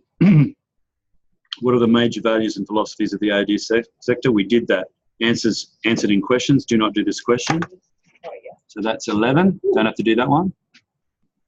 12. Now this is where it gets a bit curly. Omar has just put the bare bones here for question 12. And in the LMS it just says, what are the social constructs of the AG sector? Mine says, define a social construct.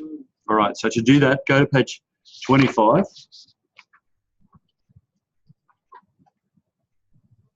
The second heading on, which is about 2/3 of the way down, says social constructs of the AD sector.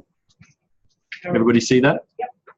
And then it says under that, a social construct is, and you can do that one word for word, please. A social construct is, this is question 12. Question 12. Yeah, question 12, yeah. Now for you guys you'll be answering this on your own paper anyway, won't you? Francis and, yeah, so I haven't left you any room in there to write, so you're doing it on your own paper. No, I'm just doing my paper anyway. Yeah. All right, so that's the answer there. In the box. In the box. The social construct is a social mechanism, phenomenon, or category created and developed by society, a perception of an individual, group, or idea that is constructed through cultural and social practice. All right. Yeah. So what does that mean? It means that as a society, our culture, everybody listening? Mm-hmm. Our culture constructs something that all of the culture and all of that society believes in. All right, so, and you can see the difference between social constructs between different cultures. So one culture might have a social construct, let's say about, let's do it from a religious point of view, right? Let's say you're talking about the Amish society in America, Amish religion in America. Their social construct is that the world is evil, I think, I'm not really sure, and that they need to be, the present world is evil, they need to be living back in the 17th or 18th century or something like that, all right? So that's their social construct, that is a more pure time in history, and therefore they're going to live back in that time, all right? What's our social construct is that modernisation is better, that technological innovation leads to a better lifestyle and that sort of thing, all right? So that's our social construct. That's just giving you an example. So let's go back to page 12, to question 12 in the hard copy. You've already defined what a social construct is. Next part, what in your opinion are the social constructs of the AOD sector? Your own thoughts as you apply the definition above. All right, so you're asked in this question, and there is no page number because this is your own answer. What do you think that our society,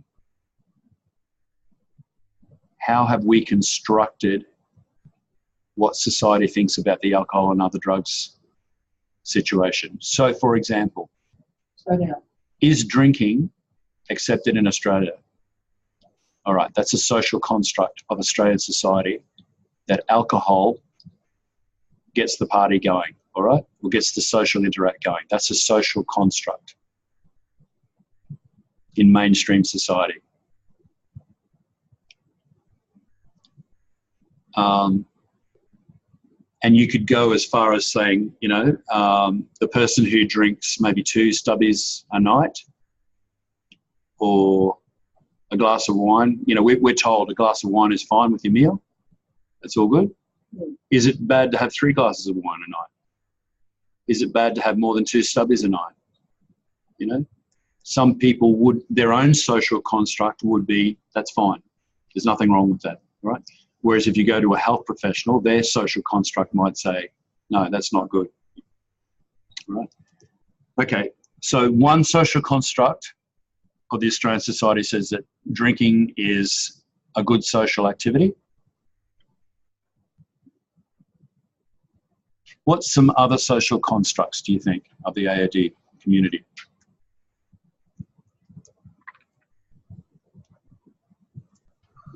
Especially amongst young people, drugs in particular are a lot more, are becoming more acceptable as, like, you know, if you're partying or something like that, it's, you know, you're almost expected to take drugs of some kind. Yeah, that's right. So you could write that as, like, drug taking is acceptable in the party scene and is looked forward to every weekend. Hey, Trev. Alan. So, and another way would be the legalisation of marijuana use. Yeah. In Australia, I think that's coming up, isn't it? Marijuana use is being legalised in Australia. Yeah. So how could you write that? I mean, it's not there yet. No. But you could say the social construct could be that working towards legalising. Yeah.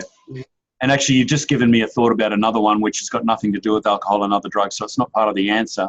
But if you think about 10 years ago, gay and lesbian, you know, the social construct in Australia was made, you know, basically, you know, not like it is today. Whereas today, the social construct is complete acceptance. So social, well, supposedly, you know, yeah. Only 10 years ago, you think? Oh, yeah. Yeah. Well, I'd say maybe 20, 30 years ago. Yeah. I'd say yes. Yeah, okay. All right. I probably got myself into hot water by saying all this. Yeah. It's changed. Yeah, no, that's another. Not very much. From 10 years ago, there was no gay marriage. Yeah. It wasn't LBG. Yeah. But now it's more acceptable. No, it's still not acceptable. Okay, good. Yeah. Good point. So the LGBTIQ is legalised and accepted in the main, well, you know, legally. Says it's accepted. Yeah, but it's still not accepted really at the grassroots. Yeah. Okay. All right. So that's a social construct which has now been legalised. It's been put into law. Yeah. All right. So social constructs can change over time. That's the thing. All right. Yeah. Okay, good. All right. Has everybody got the concept of a social construct? Yeah. All right. So 13. Now, let's see what it says in here. All right. In 13 in the LMS has nowhere near the level of detail that you are required to have in the LMS. All right. So follow the hard copy. And it says, A, discuss the impact of your own attitudes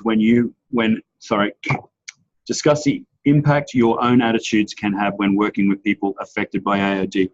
You've basically said this, I think, already in the questions. Is that right? There was one question about that, I thought. We're on 13A. Help me here. Was there a question about that, guys, in the questions? All right, don't worry about it then. All right, I mean, don't worry about the questions. Answer that. What's the impact of your own attitudes when working with people affected by AOD? All right, I'll give you an example from mine. My dad would have one or half a stubby, or my granddad was an even better example. He'd have half a stubby, he'd be asleep. My dad, almost the same, all right? So there was never any beer in our fridge, ever. And so And then even, you know, like family get-togethers, it was just soft drink. Okay. Not because we were overly religious, although, you know, our family, my mum's family did go to church, but it was just not what we did, you know, whereas Dad's side of the family, they did have a, you know, there was a couple there that used to drink at Christmas and that sort of thing, but it was nowhere near what it is now. And so, you know, I'm tempted because of my upbringing when I see people, for example, David, he just loves drinking. He just loves it. And I've had people say to me, do you have any beer in your, one of my students where I used to work, do you have any beer in your fridge? Young guy. He was 16. And I said, no. And he goes, I don't know anybody that doesn't have beer in their fridge. You know, so it was a big shock to him. And so getting back to David, I'm tempted to kind of judge him when he just, and I've got to remember, okay, in conversation I found out that his dad was a big drinker. He sees it as being part of life. It's how he was brought up. And so I can't judge him on that. We can talk about, because he's got issues with his health related to his overindulgence in alcohol, all right? So we can talk about that. But in terms of his lifestyle, you know, I can't judge him, basically, because that's what he's chosen. All right, so I've given you my little story there. You can give a little story of your own there. Okay. Now, those of you with a hard copy, so I'm just looking at 13B. Before we go to 13B, just keep your finger there and go to the observation demonstration on page 11 of the hard copy.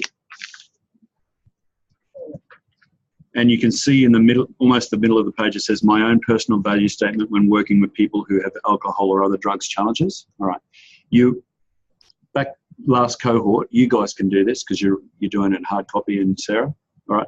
You can actually write your own on page 11, personal value statement when working with people who have alcohol and other drugs, right?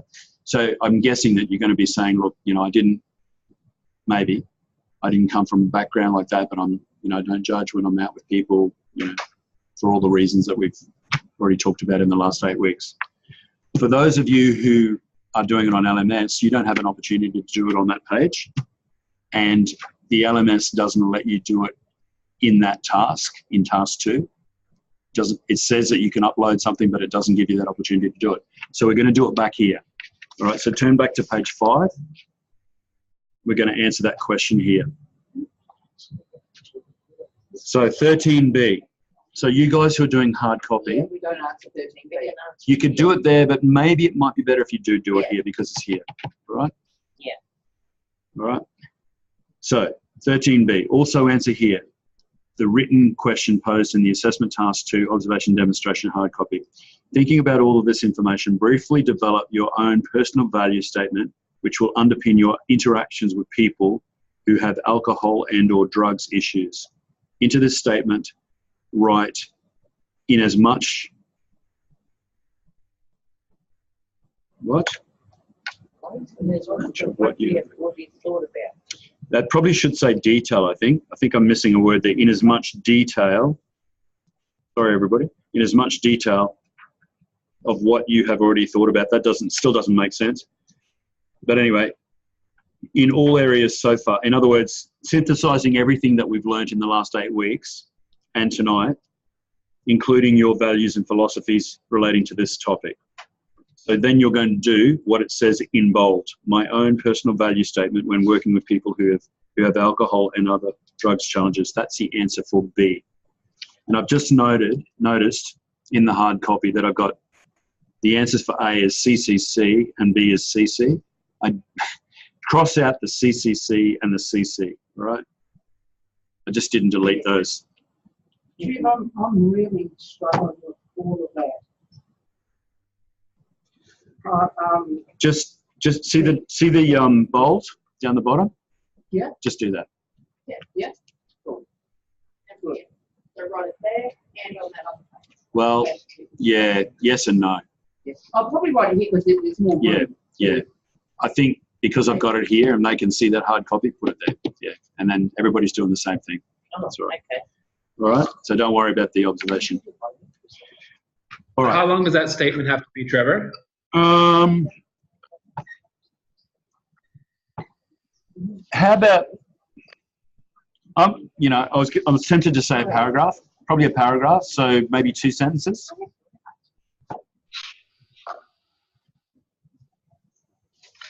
What were you going to ask, Chloe? I don't. Now, Ozzy, you're all okay? All right. Or you're all freaking out about it?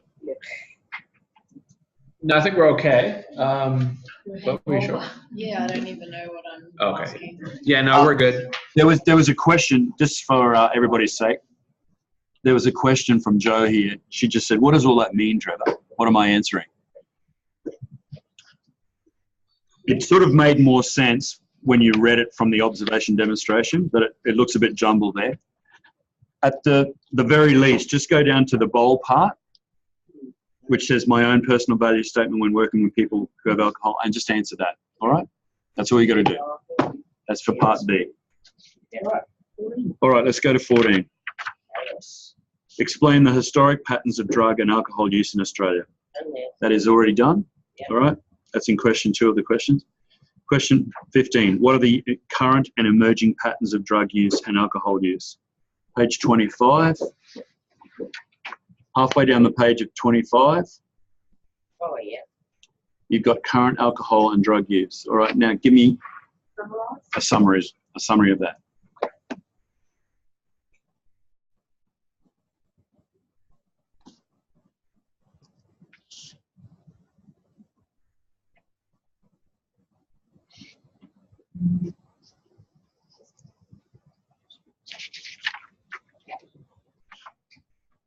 Okay, 16A. Now, I think in the LMS, yeah, LMS is really lacking in this. Follow the hard copy again, as always. What are 11 services? What's going on here? What are 11 services? What are 11 services, prevention and intervention strategies available to AOD clients? Must be on the next page, yeah. All right. So that's on page 57.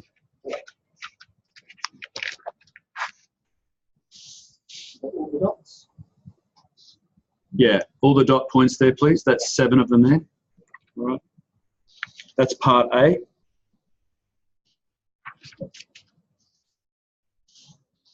All right, so that's on page 57. And then your own answer for B. What are the agencies that you know of for AOD management here in Townsville? Okay, sorry, Palm and Mount Isa. So in your own locations.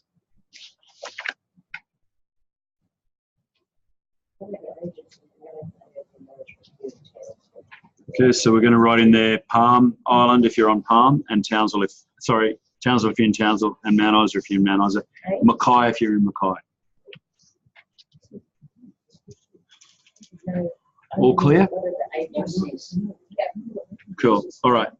Question 17. All right. Now in the LMS it says identify 3 risks. In the hard copy which you are following, which you have to do, identify 5 risks when working with people affected by alcohol and or other drugs.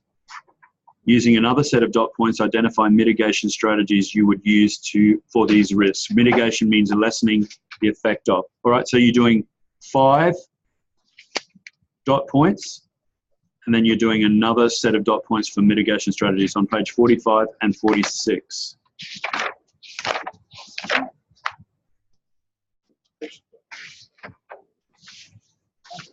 Five documents on page 45. And where are the other documents? And the other documents. Just a minute.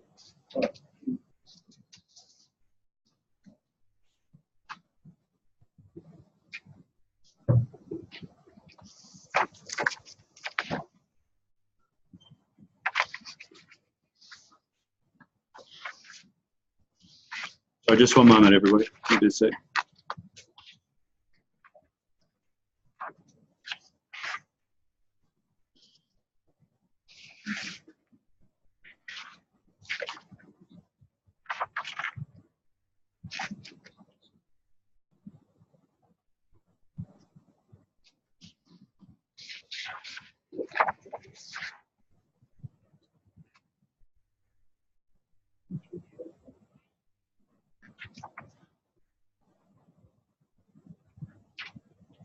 Actually can't find those mitigation ones. All right.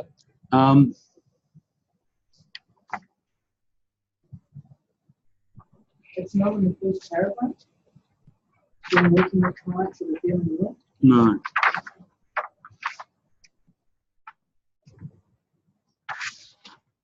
It's essentially.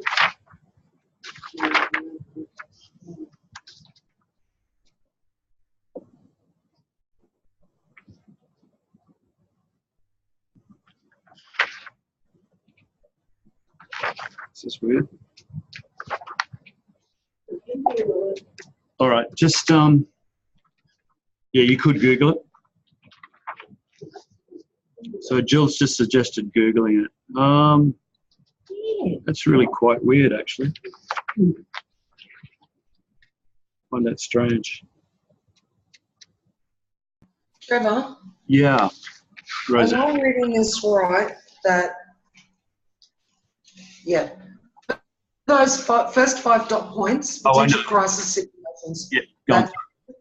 Do we then, for each of those dot points, like do another 5 for them? Yes.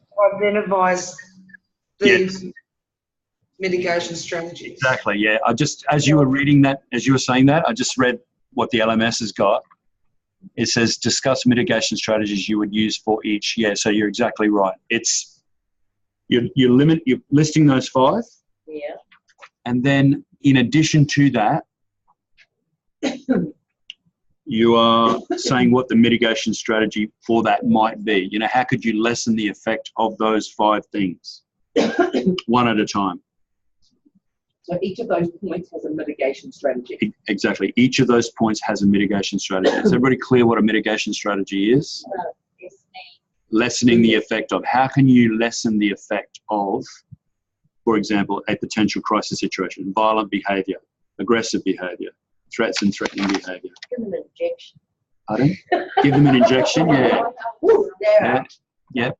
Mitigation strategies Yeah. are lessening the effects. Yeah. How to lessen the effects. Yeah. How could you lessen the effect of that thing that you've just written about? Thanks, Roseanne. We both came to the same conclusion, but yeah, thank you for that. Oh, you're right. Yeah. All right. We're on the home straight, everybody. Number 18.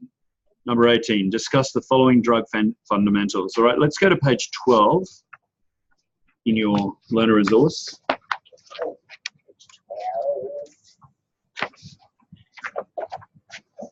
Okay, and we're referring to page 12 in the learner resource as we look at question 18. It says, question 18 says what? Oh, make sure, what do we got here? The LMS is lacking in detail again. So hard copy, what are the 3 classes of drugs? All right, so you can see in the box on page 12, class A drugs, class B, class C. All right, so we've got all those. Rank the classes in order of offence from a legal point of view. Why are they ranked this way? All right, so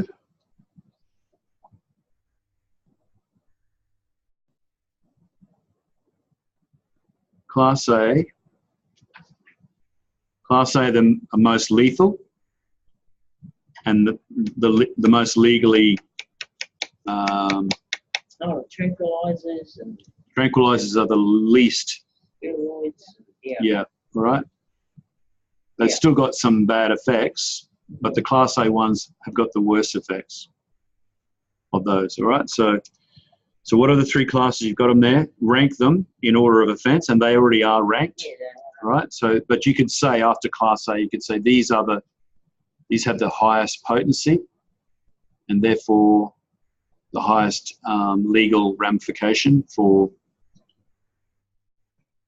Yeah, just leave it at that. The highest legal ramification, or in your own words. That's answering why are they ranked in that way? Because Class A are the ones that had the most potency. Yeah. One's going to do the most damage, really. Most damage, yeah. And the short, a small amount, Yeah. Small amount. Yeah. I'm struggling for words, but that's it. Yeah. All right. Joe, what's the matter? So we just list those 3, how they're written, those 3 dot points. Yes. Yeah. and then we state why. Okay, so let's see if we've answered everything. If we list them A, B, and C like that, you've done the first part. Then the next part, rank the classes in order of offence, you've done that. Why are they ranked this way? Because Class A are the yeah. All right, so you've answered the question. All right. Everybody else okay? Purity, Palm, Mount Isa? Cool. Oh, good. Thank you. Number 19. Briefly explain the following types of drugs, including how they are administered. All right. All right. Where's alcohol? Alcohol's 14 and 15. Okay, alcohol's down the bottom. All right. Now, the top heading, 19, says briefly explain. Right? What is alcohol? All right, so have liquid gold. Liquid gold, yeah. It's pure poison. Pure poison, all right. So here's how you could do that. If I was answering that question, I'm looking at the second paragraph. Alcohol is a depressant. It will slow a person's responses. A little makes you feel social. Too much has a negative effect. They summarise it. Summarize it, yep. All right, so that's briefly explaining it. But don't forget, you're answering two things in this section. Two things. Yep. You're briefly explaining, and then underlined it says including how they're administered. Obviously, alcohol is administered Orally. orally. Can't think of any other way. No, there is no other way. Well, you No, know, You could intravenously do it. Through the mouth, Eh? through the mouth up the nose. I know, you would kill yourself. I'm joking. That was a joke. A bad joke. Yeah, okay. A bad joke. Let's go to cannabis. Yes. We won't dwell on the bad joke. There again? Same again. So cannabis is there. Yep. Yeah. All right, give me a summary of that, please. But make sure you answer that question. Briefly explain the following type of drug. So tell me, what is it? So if you're explaining it, don't tell me cannabis can mess with your mind. That's not enough of an explanation. What is cannabis? Cannabis is A weed. a plant, a weed, that contains THC, which is the active ingredient which makes you feel chilled out, happy, relaxed. You know a lot. I'm reading from that. Oh, I can. You know, Nice try. Nice try. And you can either put it in the bowl or you can smoke it Or in you can the bake All right. Yeah. All right. You can put it in cookies, in Yes. biscuits and stuff like that. All right. Whatever. But it's usually smoked. All right. Tobacco, 15 and 16. That's pretty easy. It's all there. Don't forget to do the second part of the question for any of them. 19. All right. So that's those three. You only have to do how they're administered for those three. Then question 20. What are the current and emerging trends in drug types? Include in your answer illicit and prescription drugs and their use. So 16 and 17. So halfway down the page of 16, it says current and emerging trends in drug types and their use. Yeah. So what are legal highs? Go back to the question. If you're answering anything, how do I answer this question? Look at the question again. What are the current and emerging trends in drug types? Okay, the trends are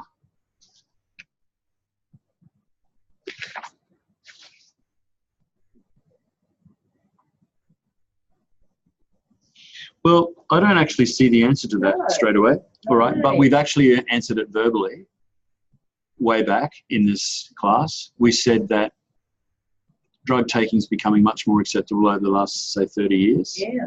At parties. That's what Junior said. Yes, we've quicker hit, yeah. It's more acceptable. Alcohol consumption is getting higher amongst younger females. And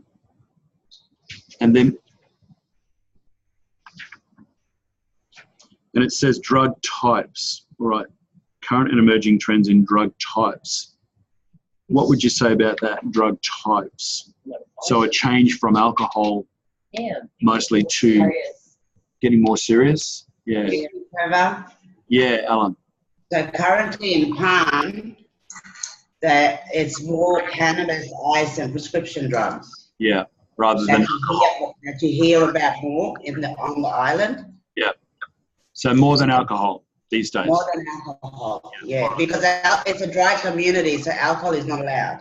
Yeah, but it happens. It happens though. Of course it does. Like there's a limit to what you can drink on palm. Yes. But it still happens though. Yeah. Excess because of the sly grog trade. Yeah. Yeah. Isn't it interesting how human nature, being what it is, you can say no, you're not going to do that, but everybody gets around it in a different way. Yeah. Yeah.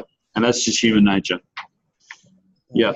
All right. All right. Now, that's part A. We just answered part A of question 20. Include in your answer illicit and prescription drugs and their use. All right. So prescription drugs, they're on the increase. All right. And the misuse of prescription drugs. And illicit is illegal. That just means that's another word for illegal. So illegal and so prescription are legal and illicit are non-legal. All right. What are the trends with those two? So there's more with illicit ones. There's a trend to higher use or more usage. And even with prescription drugs, there's a trend towards misusing those much more.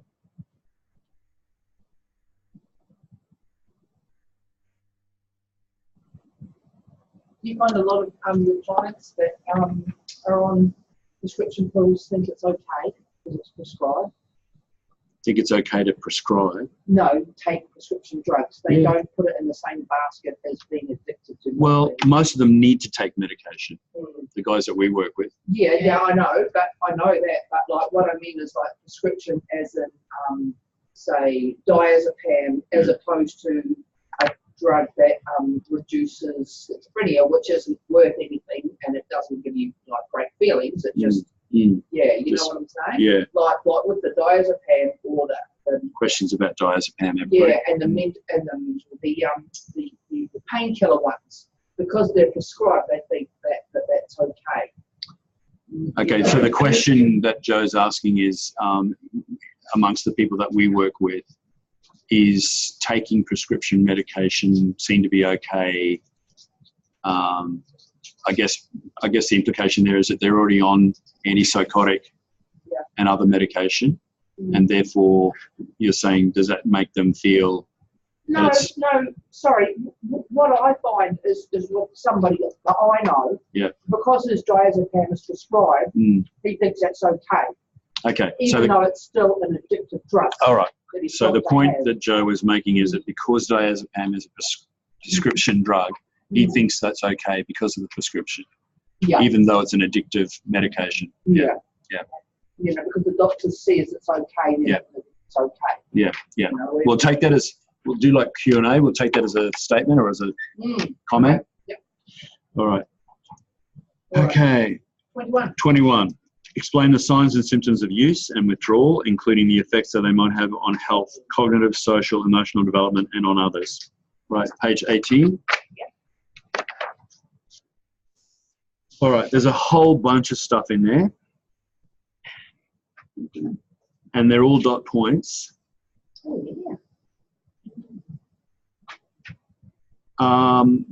Take three dot points from the top, please. 3 from the physical. 3 from all of them, right?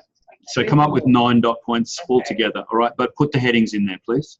The 3 headings with 3 dot points out of each of those lists. The 3 that you have most to do with.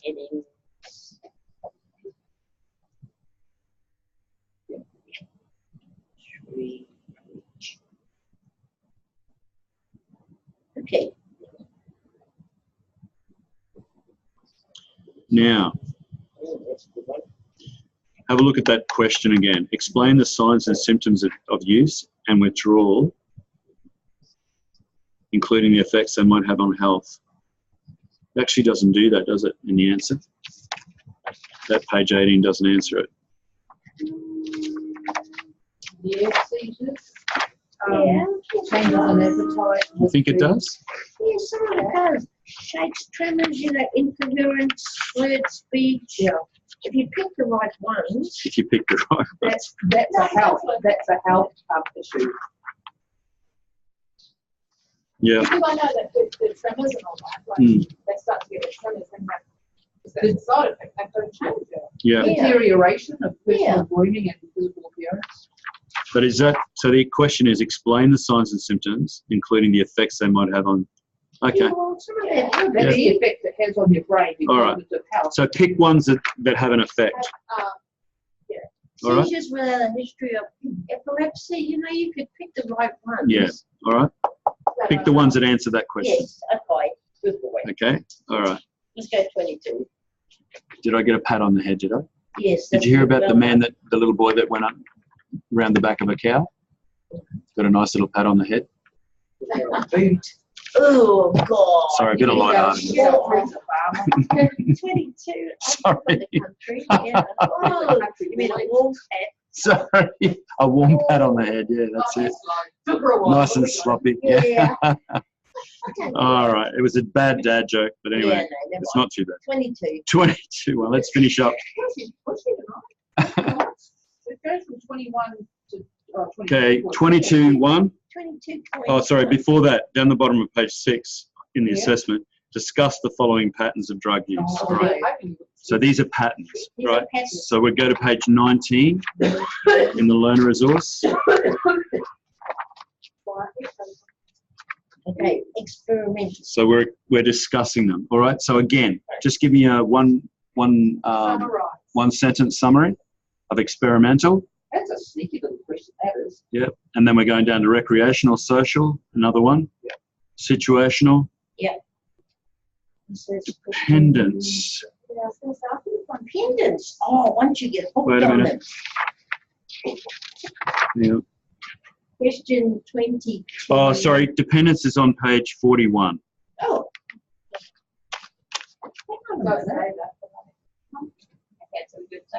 Oh, sorry, yeah. Page 41. Must have been for that one. So that's all 20. Yeah. Well, 2. 21, 22. sorry, I'm looking on 41 for dependence. I can't find it either. Oh.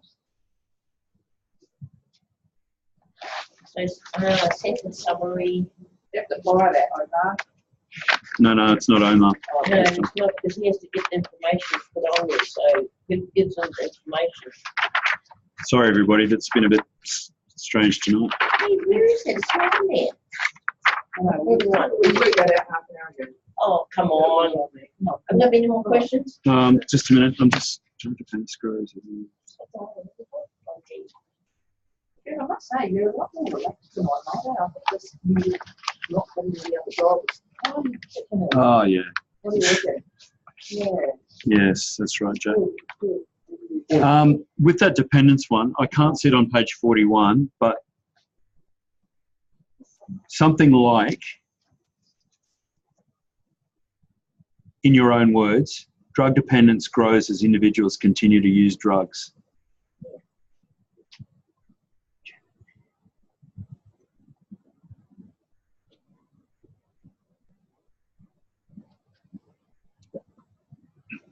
Are you writing that down? Yeah. Yes, drug dependence. Grows as individuals continue to use drugs. Could you say that again, please, Trevor? Yeah, well, listen, just put a note, put this in your own words, but I'll dictate it to you and then put it in your own words, all right? Okay.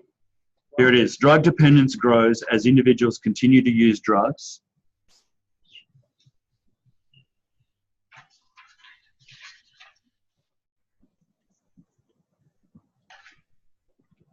To relieve emotional, psychological,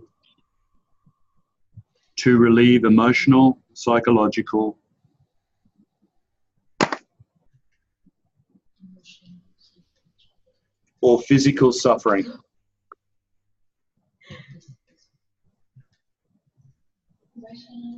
Psychological. Physical. Now, this, so in addition to that sentence, full stop, this statement is made under the model that views drug addiction as a habit rather than as an illness. So I'll say it all again. This statement is made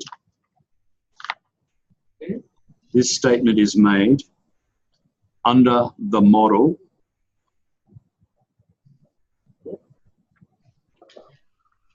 that views drug addiction as a habit.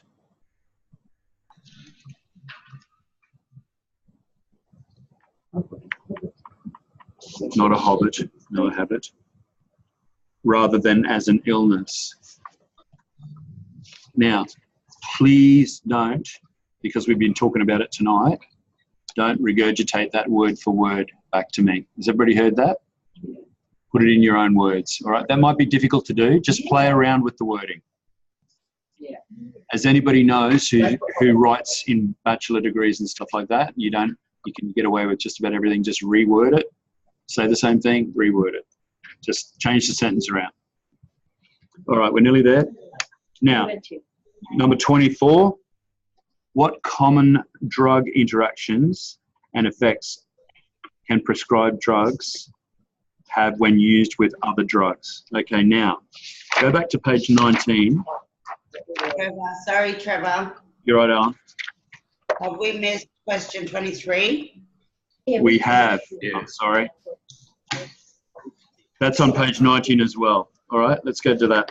We should be teacher's pet now. You are, Alan. You always have been. You're my... you know what? And I pull myself back. I was just about to say, Alan, you're my teacher's pet in Palm Island, and there's Roseanne sitting right beside you. Oh, what? You've got one in each now. Sorry. That's okay, Trev. Yeah, but we're a team anyway.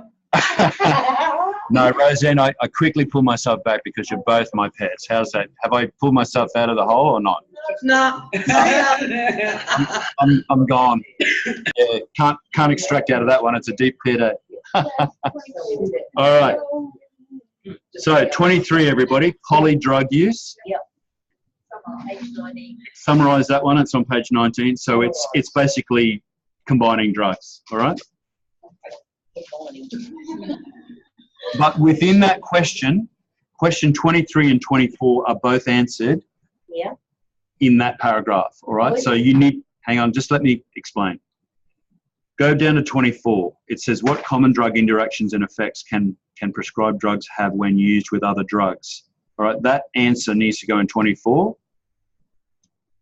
And then 23 is just a straight, you just say that polydrug use is combining drugs. That's all you need to say, all right? Polydrug use is combining. So just give us a definition for 23, and then 24 is what happens when you do that. Hi, Trev. Purity, yes.